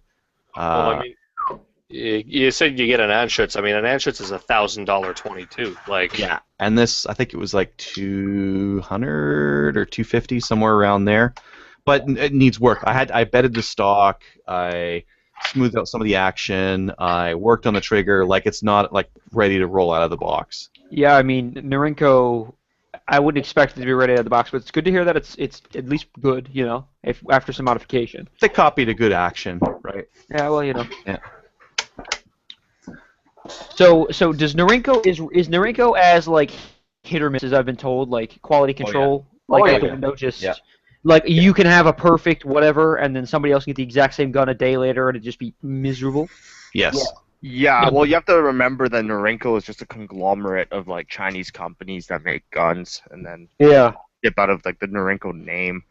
I mean, their copies are all pretty decent. It might be a little bit out of spec, but you can always just like polish stuff down. Like, for example, I got the SIG P229 copy, which I sold, and after about maybe 4 or 5 hours of hard work, it was actually a decent gun. When I got it out of the box, it was a gigantic piece of shit. But yeah, it takes work. And me and my dad each got Norinco ARs. They were perfect right out of the box. Yeah, Rod from Silver Vantage really likes his Norinco AR and his Norinco P226 clone. So, you know, that says something, I suppose. I'll take that gamble. You can jump in and make that purchase. You might get a lemon. You might get a perfectly working gun. Yeah, I mean, they're all pretty cheap anyway, so I mean, it's, obviously you don't want to get a lemon, but it's not like you're out, like, you know, regular prices. I don't know, like, even if you get a name brand gun, it doesn't stop you from getting a lemon. You still might have to use warranty. My buddy got a Beretta 1301 competition, and he's had to use the warranty on it 3 times already, and that's supposed to be a good shotgun by a good manufacturer. And you know, crazy. You know, you've got Browning pistol. Brownings are an expensive brand. They're supposed to be really, really good, and you've had issues with your 380. So I mean, it's just issues happen with all guns. Some of them are some guns when you get to a certain price point, there aren't going to be any issues because they've test fired it and they've everything's been done. But everything has to be done to a price point, and they're all going to come with issues. It's just how good is their warranty and what kind of issues they're going to run across. How far away do you have to mail it? Yeah. For example, like for the Browning, you might have some troubles like having feeding issues, whereas for example, you got the Norinco bullpup, the T97 is going blowing up in people's faces. So, mileage may vary. Yeah. So everyone's showing off 1022s, and they seem to have the more fancy-like versions of said 22. So I can show you the ultimate cheese dick, cheapest 1022 you can buy. And I got this one for under $300, shipped to my door, kind of thing. So let's see. So I don't know if you guys can see this very well. Maybe I can focus. Now, is that a real 1022 or is it one of those RIA clones? Because I heard the RIA clones. This is a Verdad. So this is a real Ruger. I'm just trying to focus my camera. Fuck, it sucks. Okay, anyway. Luna's not getting a video feed off of him. Yeah, It's pretty choppy. Yeah. I'm in the sticks, so my video feed sucks ass. Anyways, the buttstock is, it's a piece of plastic, and it's rough as shit. Like, you can actually see the chunks on the side where they cut it, kind of thing. It's really rough. Other than that, everything else on it, you get down in here, this stuff's all plastic. That's probably the same on any 1022 I think you get nowadays. This stuff's all plastic. The trigger groups are plastic. You can get aluminum fancy race ones from Wolfworths for $400 for the trigger group. Right. And then the El Cheapo sights on the really cheap versions are, let's see if I can get this in the camera view. There you go, you see it there now. So these are like a flip up. Just a terrible thing. It's kind of miserable to use. It's like a flip up folding rear sight. And I'll flip it around here. Maybe you guys can actually freaking see the thing. Hey, I think that's actually the exact same thing I sold to the Grover. No, you gave me the 50th anniversary one, so it's got a little bit better finish. Oh, okay, fair enough. Like a little bit better, maybe. Yeah, I think it has a better bolt. That's basically it. So that's going to end up at my house soon, too, then, I'm assuming? Yeah. Yeah. I don't know. That's the best I can do, I guess. Yeah. Now, what was interesting is I've been, I don't know. I just linked it in the chat. What do you guys think about that? I haven't got it yet. Oh, yeah. Summon action. No, you're looking Is that at the belt-fed 22? No, Hold it's the on, Belt Fed 22. No, it's the straight bull. It's the straight full 22, yeah. Yeah. 1022. No, dude, yeah, that's toggle. a total race gun. Those are for competition. Crazy, you're gonna have to link me the Belt Fed 22. I need to know what the hell you're talking about. Somewhere first. When you say straight pull 20 or 1022, as opposed to what? Well, it's like a 70. toggle action, right? So it's for your biathlon guys. Yeah, that's what I was going to say. Maybe I don't see what's different about that. Biathlon. Well, it wouldn't be. Well, the semi-auto thing is what causes a lot of the inaccuracy. So by removing that and making it a straight pull, it basically makes it's a bolt-action rifle. Okay, when you say straight pull, I mean I don't know what you're talking about. I assumed you just meant pulling it straight back, but that's like a bolt-action 1022. Yeah, it's a Interesting. So you get the benefit of having access to basically all of the 1022 customization parts, like the nice barrels and the triggers and stuff. But everything that's been ever made for any gun ever is made for the 1022. Exactly. Yeah. I linked the That's belt-fed cool. machine, the belt-fed 22 in the chat there. Thank you. So Crazy, what mags are you running there? Because those look pretty banana-like. Oh yes, I've got my 30-round mag for my 597 here. I decided to just dig this up out of the box and stick it in to talk about it. It's made of plastic follower. Some people have reliability issues with this. I mean, I had someone come into work who had rounds get jammed in his, and that's when I learned how to take these things apart. I haven't had any problems with mine, except if you load all 30 into this, you will run into some jams in the first 5 or so. So I know Ruger, the Butler Creek mags, I swear they're designed as 30-rounders. They just advertise them as 25s, just so that way you don't run into that same kind of issue there. And I still have hardcore problems with mine. Yeah, I Really? can't run Butler Creeks in my 1022. It freaking sucks. Bullshit! I got myself a pair of one of these. Does it work? Yeah, they work just fine. Oh, might be my ammo. Do you What want am I- two You guys, more? are you I'm looking German? at there, Kroger. Yeah. It is the Butler Creek Steel Lips. Yeah. I was I got just gonna say, one yeah, soon. plastic's garbage. Use the Hot Lips plastic lip one. I used the steel lips and it was Yep. jamming, so I'm not entirely sure. I've got both of mine. Have got rounds stuck in the magazine right now. Yeah, this is plastic only from Remington. Remington's the only company that really makes mags for this piece of shit. Unlike Ruger, Remington's magazines are legal in Canada. But yeah, no, this, the mag, I just tried it and it fits well into the rifle, so that's good. But another benefit, Andrew, of the 1022, drum mag. Oh, the 100 I GSG. want Good one. luck. I've honestly thought about buying a 1022 just because of that. Listen to I- it, listen to it, listen I to want it. to get one of those. It is a I know lot of that- fun, that is a especially when steam you bag. 'cause I had the Archangel stock on that 1022 before I put the Tiger stripe on it, and what I did was I got one of those cheap Chinese grip pods and a 110 round drum mag, and I like pretended to be a machine gunner. It was awesome. So when you say the Archangel stock, do you mean the one that looks like a G36? Because that's the one I want to get. No, I got the one that looks like an AR-50, the AR-556, so the one Oh, that looks okay. kind of like an AR. Yeah. Here's the Gopher Eliminator right here. But yeah, no, I want to get one of those drum mags. They sell that at at the local gun store, so I might pick one of those up when I get a Be 1022. warned, That's really though. sweet. Be warned. These things might not work.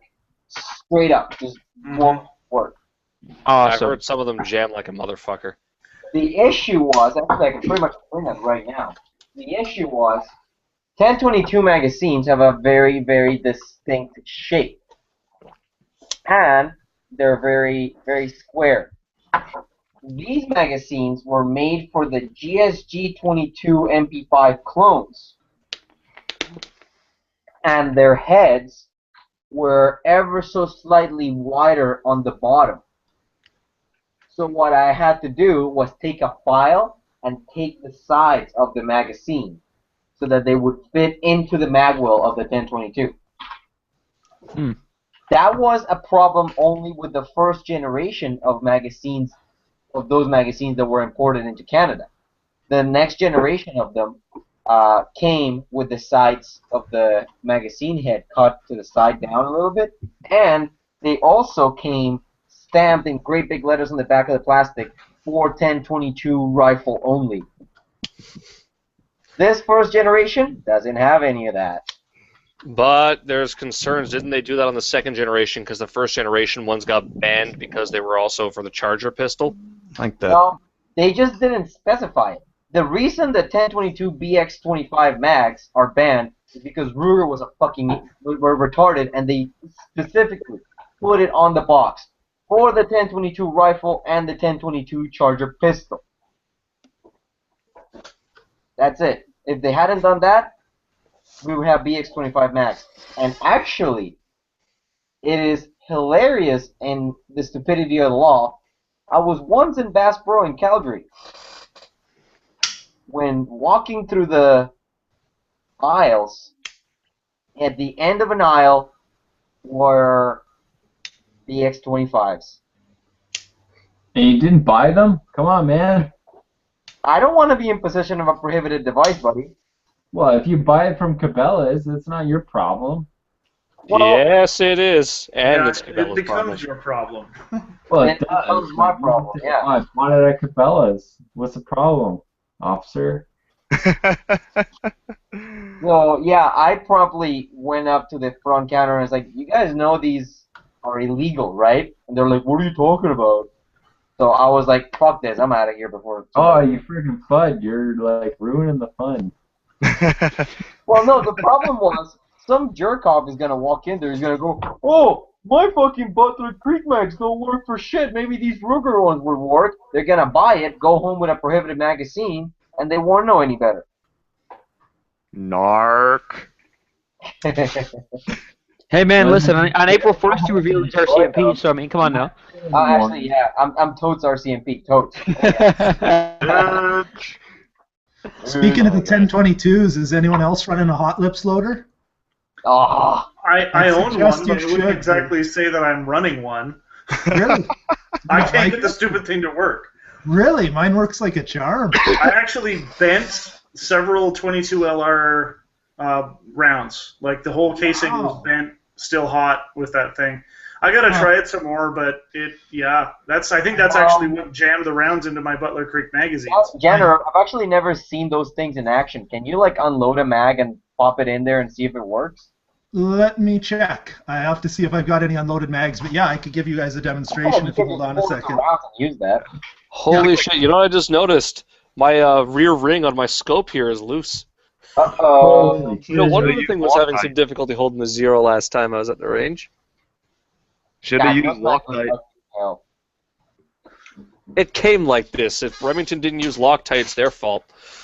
Now it's my problem, though. Actually, we had a guy. Didn't we have a guy on Canada Guns come in saying he's like, my gun won't hold zero? It's like, well, you shot it out of the box with the scope attached to it, and it didn't hold zero. He was getting like 10-inch groups or something like that. It's like out of a bolt-action rifle, you don't get 10-inch groups anymore. The only way that happens is if your scope's loose or something's got to be loose on the optics for it. Maybe the operator's loose. Yeah. Yeah. This operator's out of control, guys. Let's see, Jenner. Yeah, you bet. I'm just slapping the magazine in here now and locking it up. Yeah, I'll have to see if you can see that. So you just open this slide up here. I've got some 22 shells. You dump those just in, however. Close that up. Start shaking them. I don't know if you can see that, but they start to fall into that follower there, eh? Oh. I So you need just one of those. Shake them as you go, and then you just start cranking. And what I find when you're saying you bent them, if I need any resistance, I just give my wrists a little bit of a shake. And, Yeah, and away I was they- doing that. It was they got stuck basically, and by the time I managed to get them unstuck, they were bent. So Oh, really? Yeah, I mean, so I'm that sure one- the thing should work. It's just something about brand new mags and brand new. But that could be too. You might just need your springs Yeah. broke in a little bit. But Yeah, it's a fantastic idea, especially with those big mags. Now that won't work on that big 110 drum magazine that Kroger has. No. no, you Yeah, probably have to won't do open it. that up, don't you? Well, No, no, you but don't you've have to got to open it up, manually but you have to index push it. a stupid thing for it. Yeah. Oh, okay. Yeah, so there we go. If That's you're full. looking to buy that drum magazine, read the instructions first. Because one of the things in the instructions is basically, if you have any problem, step one, deload the entire magazine. So you could be like 80 rounds in, get a round stuck, and step one is to remove all of the rounds from the mag. It's insane. You cannot load these with those because you have to physically pull on these tabs every single time. To put Oh, around sure. the There we I'm go. curious Tighten to the see rings up on this thing. how that thing works for you. Cat, what the fuck are you doing? But yeah, no. Interestingly enough, this is advertised to hold 110 rounds. It holds 115 in mine. Good thing there's no mag limit. Well, good thing it's not a pistol mag. Yeah. Oh yeah. It's Oh definitely. man, the RCMP would have an aneurysm. It's not a pistol mag. What are you talking about? This isn't on pistols. Oh, what about that one RCMP tech who said, in his opinion, every Ruger magazine's a pistol mag? That's his opinion. You can. I think he was the same one who said all Beowulf mags should be illegal. That's like Don Lemon's opinion that any gun that he can fire fast is automatic. You guys ever see that CNN interview? Don Lemon sitting down saying he bought an automatic rifle in Kentucky in like 5 minutes or something. And he's like, oh, I can pull the trigger 80 times, and it's clearly automatic if I can do this and fire it 1,000,000 times really fast. I don't know. Anyway, I just found that really funny. Google it later.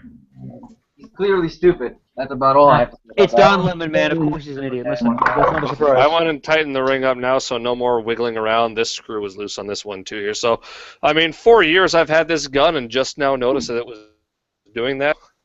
You need to get a torque wrench. Torque those to spec.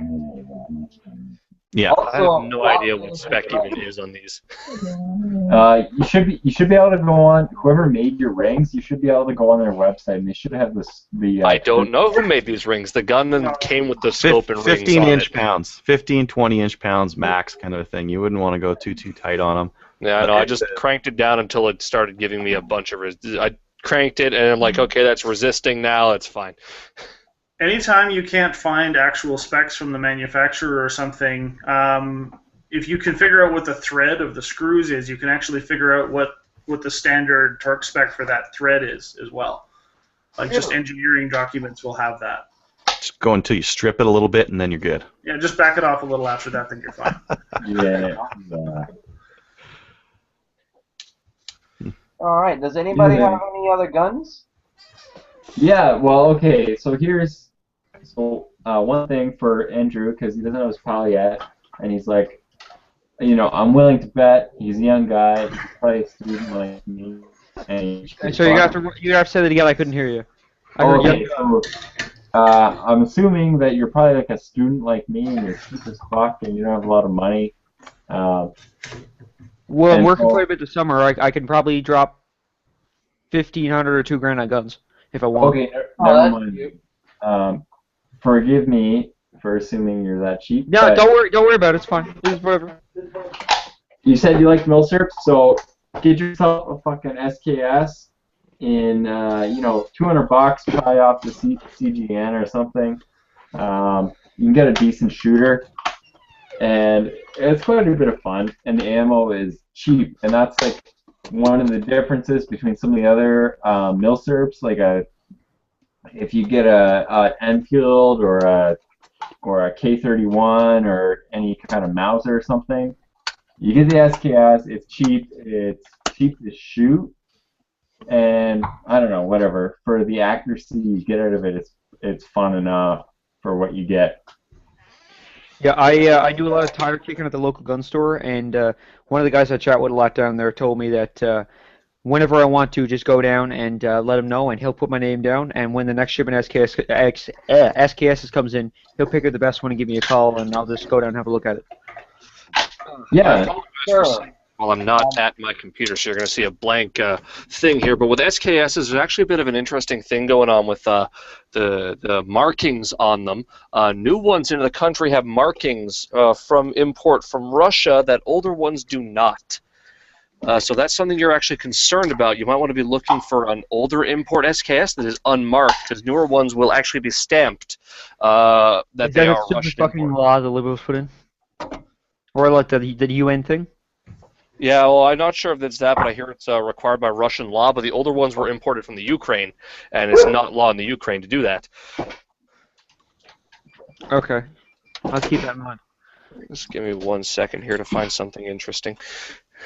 Andrew, something I will add as a relatively new, like I got my PAL only in November of last year, and I went a little insane, as you can tell, buying.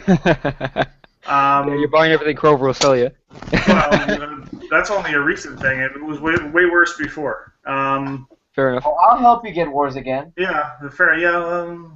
Anyway, I would actually say the other advice: just buy like an SKS and just go and shoot it, because what I thought I was going to want turned out not to be what I really wanted. And you will figure that out. go shoot an SKS and see if you actually will like an SKS. Well, I mean, go just get something cheap. It doesn't need to be an SKS. I mean, I bought like kind of one of everything, and it turns out I bought several things that weren't even, I didn't even want to use. I've shot about. Just take it slow. I've shot about 75, 100 rounds out of my buddy's SKS, so it's a nice gun. I like shooting it. It's fun, It's fun enough that I'm willing to spend $200 and be like, yeah, meh. I don't think I'd be meh, but. Yeah, that's fair. Yeah. I just mean just take it easy, I guess. Yeah, no, of course. I appreciate the advice.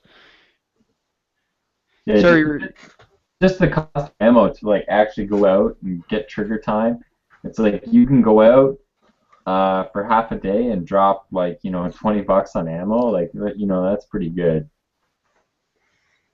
But you got to keep in mind that $20 of ammo for 22 is a few hundred rounds. $20 of ammo for an SKS is a couple dozen rounds. Yeah. $20 for a hunting rifle is 20 shots.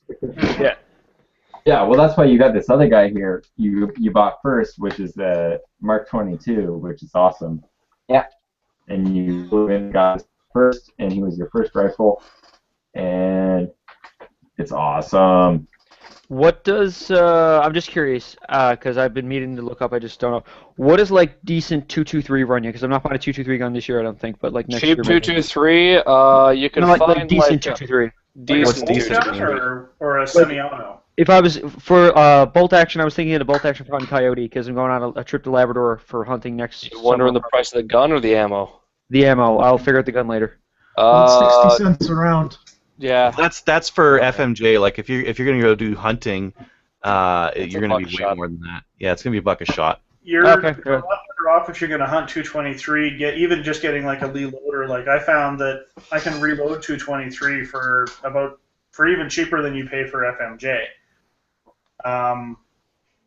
And you can get some pretty nice. Like I'm loading with Nosler Armageddons, I think, for about 50 cents a round. Yeah, but what's I the can setup get cost on bulk that? 223 for cheaper than that. I mean, there's a couple places selling the 500 rounds of steel case 223 for $200. So That's a good price. Yeah. How much was that? If you're going to take it out, sorry. it was $200 for 500 rounds. Flaherty's had it for that. They went up, I think, to $230. The last place that had it was Tenda out in Richmond Hill. Of course, I'm thinking all local Ontario because I drove out there to buy it. But yeah, it was $200 for 500 rounds of MFS or Barnaul are the two brands you find. Yeah, You're probably going to want to buy both, right? Because if you're actually going out like shooting coyotes or something, you're not going to want to use just cheap shit ammo. You might as well get some decent stuff. I mean, even just with the difference between the PMC FMJ that I bought as far as accuracy and the stuff I was loading, I was getting about 2 MOA with the PMC, and I'm down to about a half MOA in my Tika with the stuff that I'm loading. Oh yeah, Like, definitely for a bolt action, the hand loaded or even a high quality factory will make a big difference. I That got PMC MOA stuff's with nice. shit. I'm With thinking bulk? Yeah, T3, I managed to get MOA with MFS bulk out of my Damn. Howa. What gun? Howa 1500. So basically, Weatherby Vanguard with the Hogue overmolded stock, heavy 20-inch barrel. At 100 yards, I got MOA. Yeah, I can get MOA with the PMC in in this guy, but that's 308, and it seems to like the cheaper stuff just fine. What's that you got there? What, me or him? Both of you, really. Let's go with Clement first. That is a Tika T3 heavy barrel stainless in an MDT LSS. Nice. That The MDT LSS is... Sorry? The bolt handle aftermarket?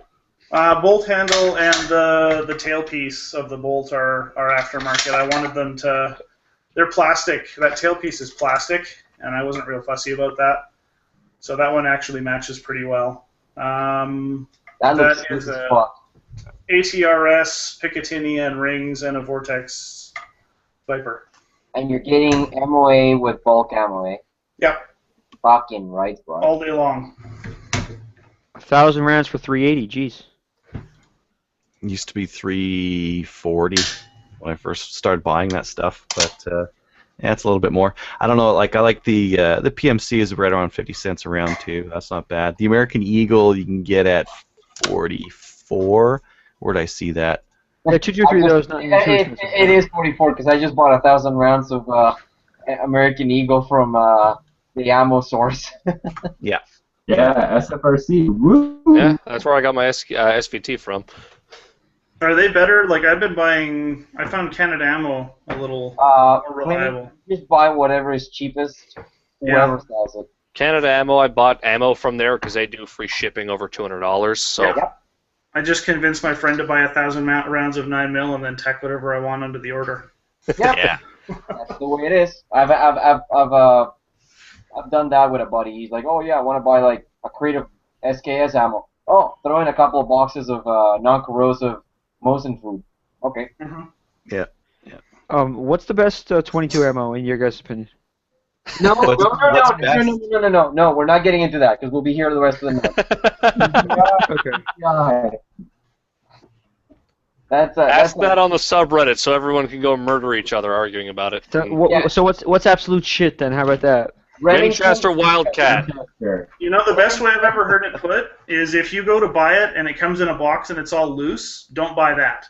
No Or problems it comes with in a that stuff box and it's myself. kind of nicely in rows, like the CCI stuff. That's how Bullshit. that's the line. No, bullshit. Wildcat comes in a box. Oh fuck, we started it. See, this is why Crover didn't want to start it. I buy bulk shit loose and it's just fine. Yeah, see? Well, it depends. I was just loading my max. This shit. Hey, crazy! What's that in your hands there? Let's hear about that. Trying to get away from the 22 argument. Yeah, I decided to bring out a shotgun that's kind of floated around my family. I don't think you showed me that. I think you jipped me the other night. Well, it's because this is technically it's my dad's, but he never uses it, so I just brought it out anyway. He doesn't usually like me showing off his stuff. This is an old Browning Auto 5. Well, not really old, but older model production. This one was made 1989. Based on the serial number on it. It actually does take chokes. 30-inch barrel, 12-gauge, 3-inch Magnum. It's called the Steel Special Edition. It was made in Japan, not Belgium. And this is kind of around the time they were starting just to bring out steel shot, and so people had to go and convert all their fucking guns over to it because everyone was complaining about lead poisoning and ducks. So this was designed for that first round of steel loads there. So it does take 3-inch. It has adjustable choke or removable chokes. Invector, standard Invector. Like I said, a 30-inch barrel on it though, which most guns you find nowadays are a 28 or a 26. So some people, they still love trying to find a gun with a barrel this long. Last time I shot this, it has adjustable recoil inertia settings in here. Let me screw this off, and I can kind of show you the rings in here. So you're saying it takes 3-inch shells? Yes, it does. So you're not going to blow the handguard off? No, I'm not going to blow the handguard off on this one.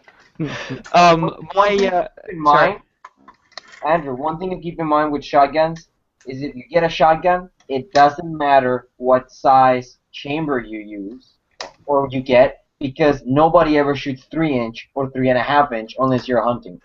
Yeah, pretty much. Except I bought buckshot and slugs one time, and that was a mistake. A5s have a tendency on the wood to crack up by the handguard, and you can probably see it there. It's being repaired. That just comes from normal use because the whole fucking thing slides back. When the gun fires, this whole barrel setup slides back into the receiver there. And you can see the whole system there. There's a ring and a gasket kind of thing there. You can actually, there's a paper that explains how to set that with multiple rings and gaskets to adjust for lighter loads and heavy loads. It's currently configured for the lightest loads possible, and even still, it will not shoot 2 3/4 dram weight target loads. Weird. 2 3/4. Which dram weight? Like 3 dram? No, 2 3/4 dram. That's what I mean. Oh, That's I see. light. It will not shoot 2 3/4 dram. That's really light. It shoots 3 dram no problem, but 2 3/4 dram it will not cycle it. Yeah, my Stoger won't cycle lighter stuff either. It needs 3 dram to cycle. Yeah. Interesting. But, interesting thing that my grandfather was telling me. We were talking the other day when I was down at his house, and he said that he was hunting with his cousin when they were both up in Labrador hunting moose, I think it was, or something in Labrador. and his cousin has a shotgun with a 36-inch barrel. Yep. Yep. Yep. Some Yeah. older guns, they made ridiculously long barrels on them. It's stupid. Yeah. Well, I mean, think it's like a thing in Labrador with the 36-inch barrels, but I mean, it's pretty cool. You know, pretty neat. With this, the barrel actually, interestingly on this, is stamped with both Browning's place in Utah and Montreal, Province de Quebec. You find some Brownings actually will have stamped Montreal PQ on them, but not a whole lot. It's got a magazine cutoff on the side there, which when you flick that back, it stops it from feeding out of the magazine. Newer ones actually do not have that. The gun will... Oh, shit, I'm just poking it into my fucking ceiling here. The gun, when it's empty and you let it forward here, it will just stay back when you pull it back. Newer ones, you actually have to flick a switch down here. And you can see, I don't know how well it's going to focus on there, but some of the scroll work on the side of this is really nice. And it's got a Magnum 12 up there on the side there. It's a nice gun. So why have the new versions not got that stuff? Is there any particular reason? Browning got a lot of demand to bring the A5 back because this was literally with this mechanism was the very first semi-automatic shotgun ever made. The Browning Auto 5.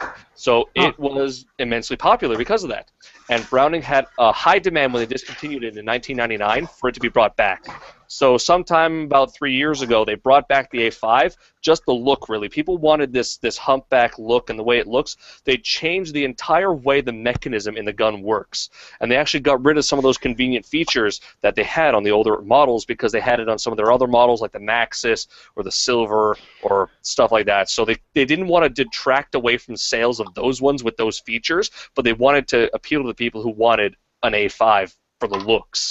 So they brought back the same look, but left those other features on the other shotguns, so that way if you wanted those features, you still had to buy a Maxis rather than buying an A5. Okay, makes sense. Thanks. Andrew, did we actually end up answering your question about the 223 rifle? Well, it wasn't with the rifle, it was with the ammo. Yeah, we got Was it it covered. about the ammo? I thought you were asking about what rifle to buy. Well, I mean, if you want to talk about that, sure, shoot. How a 1500? You happy with that? I actually almost bought the Howa. I've seen a lot of people get a Tikka T3, but what's the event, like, why is that so good, per se? Dude, honestly, as a first-time gun buyer, you could just go with, like, a Ruger American, and that's gonna do you fine for coyote hunting. Like, Yeah, I'm not doing it this year anyway, so to be like... the thing about the 223 bolt gun, you either get a hunting one or you get one for target. Trying to get one for both is either going to be too heavy for hunting or not accurate enough for target shooting. You know what's funny? It's funny you say that because my 223 is a Tikka and it's the light, like it's the real skinny barrel. This is the one that'll do half MOA. The barrel gets screaming hot if you shoot 20 through it, but oddly enough, it seems to actually tighten up as it gets hotter. Some barrels are like that, but yeah, I'm just lucky. But the thing, Andrew, about the Tikka, go to the store and fondle them for a while. Yeah, that's what I was gonna say next. Go to I the mean, store. Yeah, I'm a real tire kicker at the local gun store, so I can do that. They're just so smooth compared to anything else. Once you buy one of those, I don't think I would go back to buying anything else, honestly. Tikkas are very nice guns, but even then I've debated between them and a Browning X-Bolt. Like, that's an eternal debate for me here. Because, I mean, the Tikkas are light, they're accurate, they're made by Seiko, they're obviously a great gun, but when you think about it, they're like the Browning X-Bolt's another fantastic rifle there, and I'm a bit of a Browning fan, but... See, the Tikka is interesting as well because there is no short action, long action. They all use the same size action. So I mean, I have 3 Tikkas, and I can swap I can swap the stocks between them if I want to pretty easily, which is kind of nice as well. But yeah, they're just really, really nice, and I don't find that they're terribly priced. Honestly, like they're not that much more than something cheaper. They cost around $8 or so nowadays, I think. This guy was a little less than 8, yeah. Actually, I mean, they're not cheap. The Tikkas are gonna drop in price because they just released a new line. Yep. Oh yeah, so the older lines are gonna drop probably. Yeah, that happened like about a week after I bought this one. Uh-huh.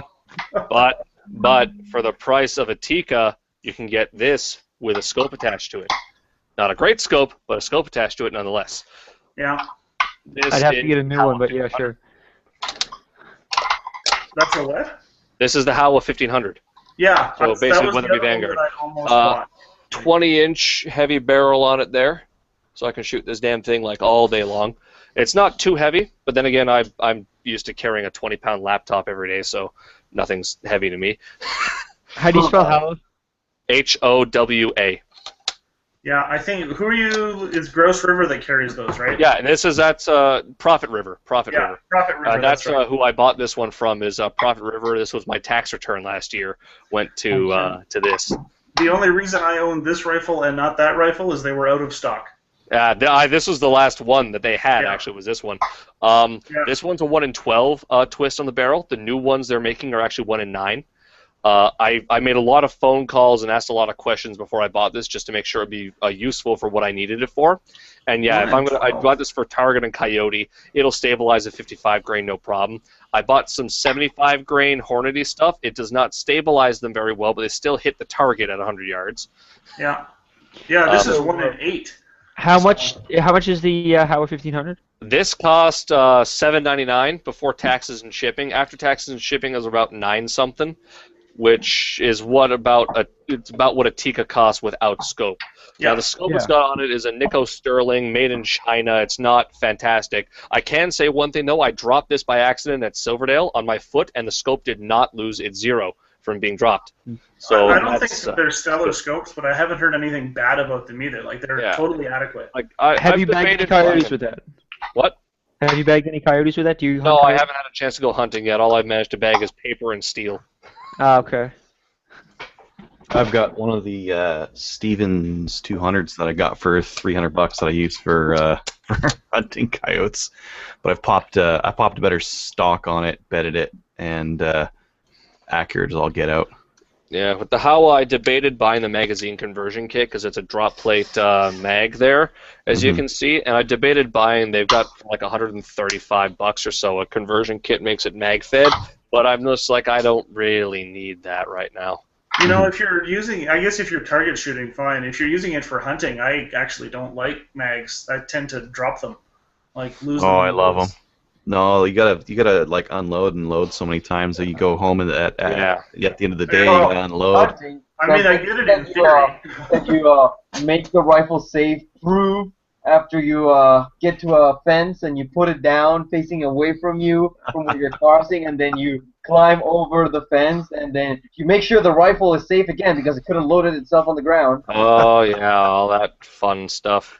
No, I don't do that. But like coming home at the end of the day, you gotta unload it, and then you gotta load it in the morning and head out. And then when you come back after the morning, well, do you unload it? Do you leave it outside? Like, there's so many times when you go hunting that you gotta load and unload that I can't do without a mag. And depending on where you are, I mean, I don't know how much the problem is out west, but if you're in Ontario, you're going canoeing anywhere, you got to unload it before you get in the boat because you're not allowed to have a loaded firearm in the boat with you in Ontario. It's against hunting regulations. So you got to unload the gun when you get in the boat. You got to load it again when you get out of the boat. Well, that's funny. That's good info. I haven't actually owned a rifle without a magazine. It's just that's the complaint I have is like I have things almost fallen out of my pocket on numerous occasions, and it just seems like a piece that doesn't come off would be smart. But to hear that, the other side of that argument, that makes perfect sense. That's why I've debated buying it. Like, they sell 5-rounder and 10-rounder mags for it, and I'd like a 10-rounder for at the range just so that way I can have fun shooting a whole lot really quickly. But I just, like, I don't really want to spend $130-something bucks. I mean, it's fine. I don't need to. Yeah. Little mini review if anybody cares. That's why I brought this out. I don't know if any of you have looked at the gun skins, like that website. They sell vinyl wrap basically. This stock that's on this guy is a Boyd's that I bought, and it turned out when I got it that it completely didn't fit my hand. Like, it was brutal. So I just basically cut and sanded the shit out of it until it did. But then it needed to be covered in something. So, they sell like vinyl wrap, and it actually goes on really, really well. Like Is that a Cryptek Typhon? That's Cryptek Highlander. Yeah. Fur coat or die. What's that? Duracoat or die. Yeah. Thought Bright about it. color, Duracoat or die. But yeah, that's it goes on really, really easily, and it was fairly inexpensive. So I guess that's my review. Well, there you go. Sweet. Well, folks, anybody Yeah. got any other guns? No. Or should we call it a night, fellas? Well, I have two topics I want to talk about before we go. Shoot. Okay, I got to remember what the first one was.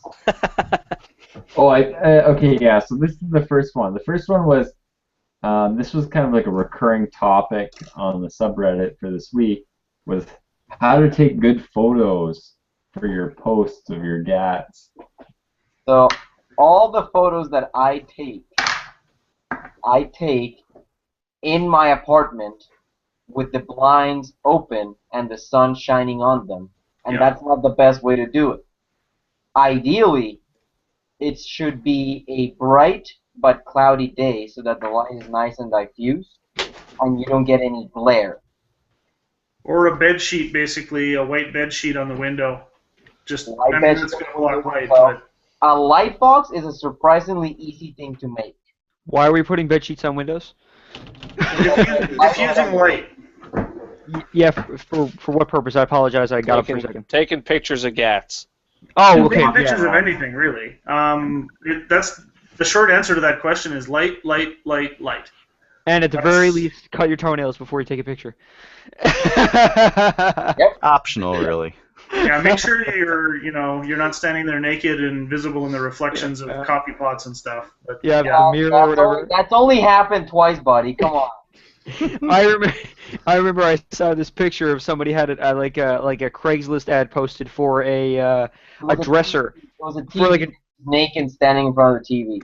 No, it was a dresser, and there was a mirror on the dresser, and the guy was like completely naked, right in front of the dresser, taking a picture, and he somehow, he obviously this person probably knew, but it's just. It's almost like he wanted you to see him naked. Pretty much, that's what it was. Yeah. Yeah.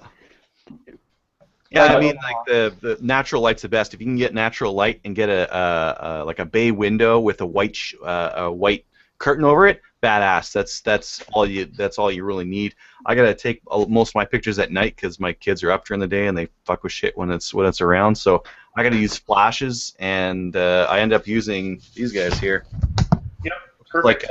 Like a shoot-through umbrella, right? Mm-hmm. This is not expensive stuff either. This one was this is like $10 stuff on eBay kind of a thing, and then this is not a fancy flash either. That's ye old Yongnuo flash. But I've had this thing for like 4 years.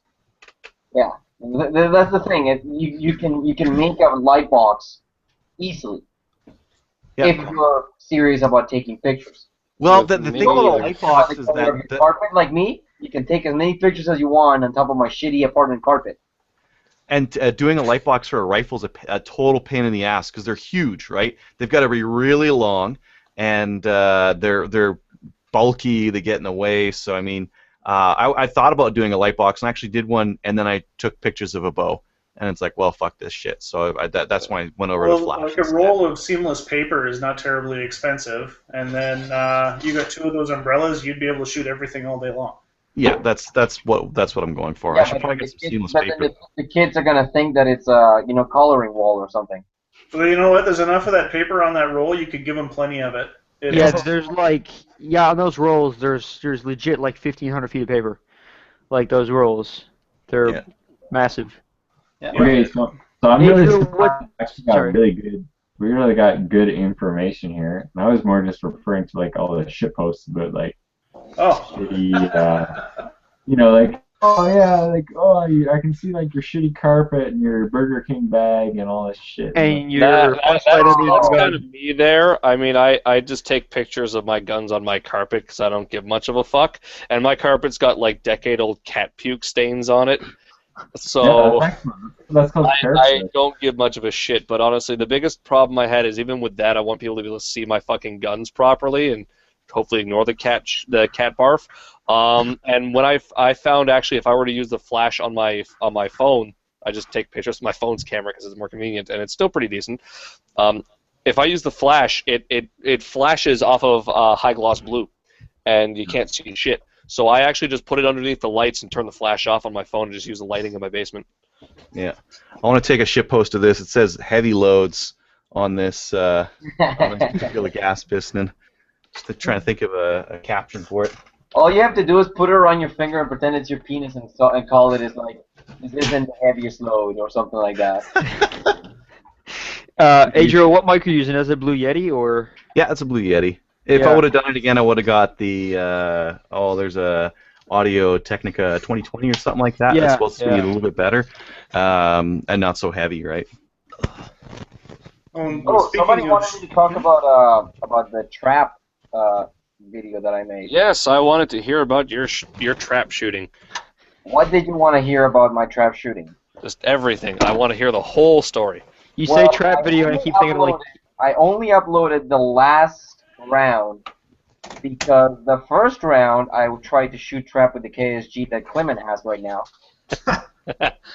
That didn't work at all. I think I hit one. That's what I wanted to hear about. I'm pretty sure I hit one clay out of 25, so that was $25 down the drain for the giggles. What were you running a choke on it or no choke? Fuck no.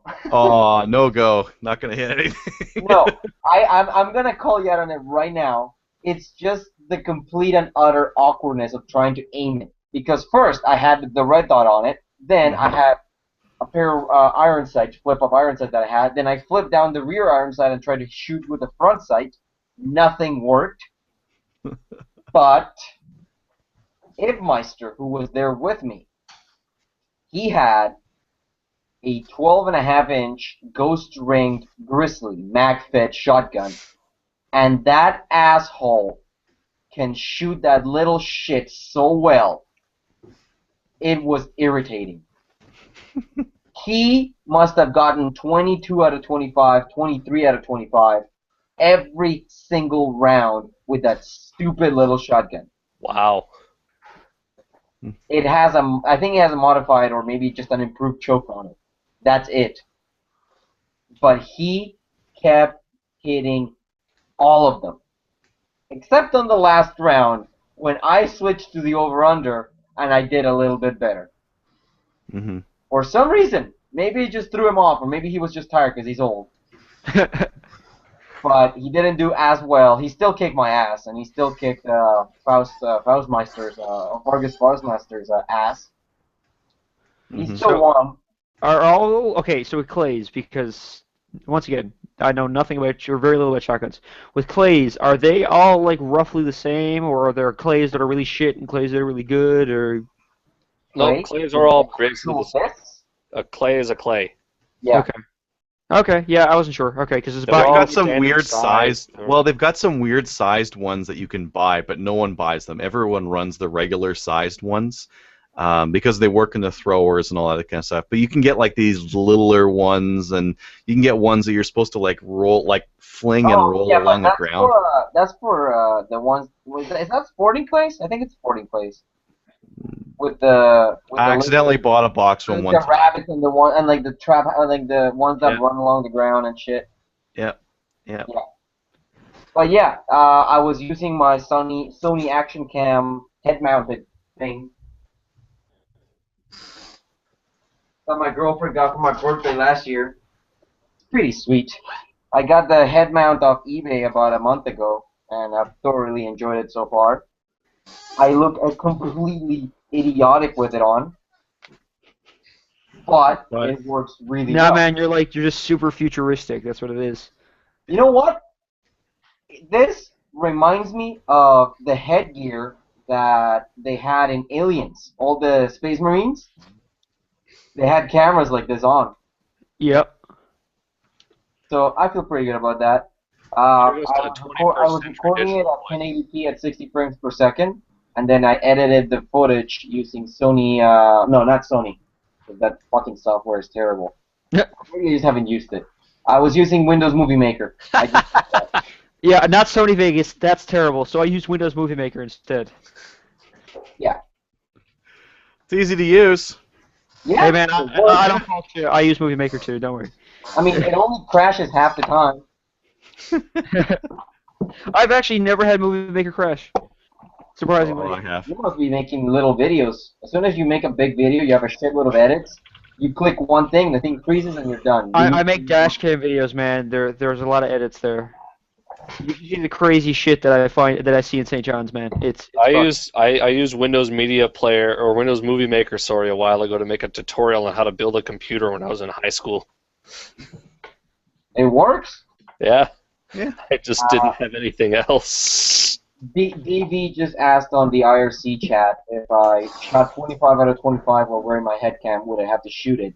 Yes, I would have to shoot it. Because if you manage to hit 25 plays out of 25 plays, you have to throw your hat in the air and try to shoot it. Nope. Nah. I won't do I it. don't wear hats, so I'd have to figure something out. Throw your glasses up and shoot them. Yeah, well, it's good luck trying to see it, you know. I honestly think I'd rather shoot my glasses than my hat, even though they cost a good 5 times as much. My hat is just, it's mandatory clothing when I leave the house, pretty much. If I took off my glasses, I couldn't see the trigger or the end of the barrel, let alone throwing them in the air and trying to Well, see you're anything. that blind. I am that blind. I'll tell you, that's perfect. I can see right now. That Pterodactyl. blind. Pterodactyl. Yeah, man, let's do it. Let's do it. He has a challenge for me. Pterodactyl has a challenge for me. Yeah, so I have a challenge, and it's called El Sombrero Más Grande. The fuck does that mean? Big sombrero. The biggest sombrero. Okay, let's do it. Let's do it, Kroger. I got it on, baby. Just to see. Oh, shit. I think they're one. Say something so we can see. But does his really classify as a sombrero? Damn it, it's a shame it's not like 2 weeks from now I could have thrown my Donald Trump hat. I ordered one of those Make America Great Again hats. That's not the competition that's going on, but why did you do that? The pure irony of the thing, see? That's what it was. I don't know, does pterodactyl hunters count as a sombrero, or would we call that a sun hat? No, that's not a well, I don't think that's a sombrero. It's something. Oh, a sombrero is just a big hat. That's all a sombrero means. And I don't know if you guys know this. Kroger's the expert here. Kroger, what does sombrero mean? Spent casings. What are those? He's Okay, got here, crap. I'll tell you about each of these. There's stories there. There's stories on this one. I'm going to interrupt you for a second. I got to run. Good night, guys. Night. Yeah. Ciao, adios. Women. Okay, so I got 3 different casings here.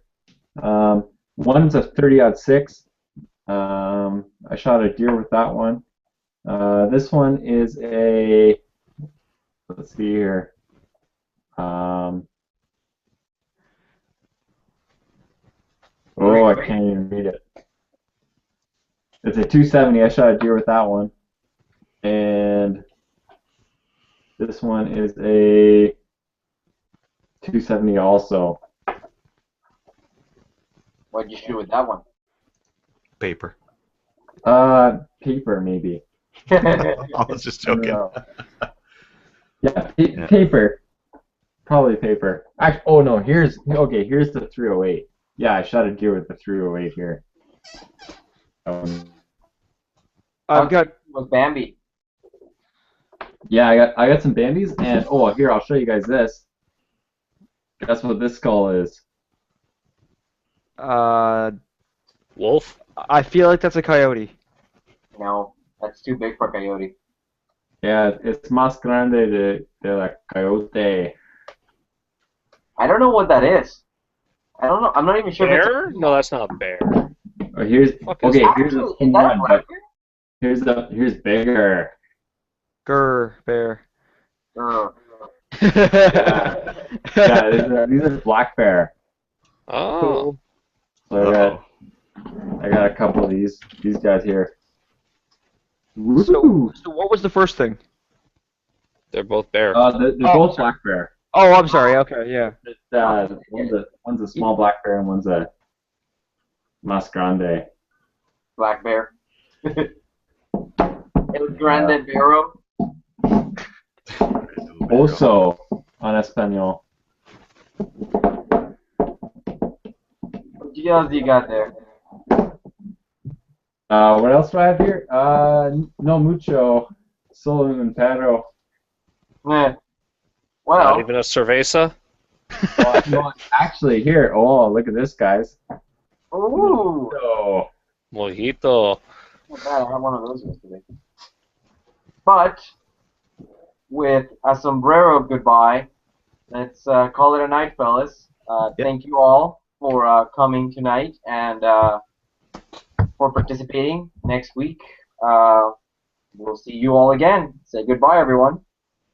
Goodbye, everyone. Good night, everybody. adios. Ciao. Adios. Hail Stalin. Dirty commie.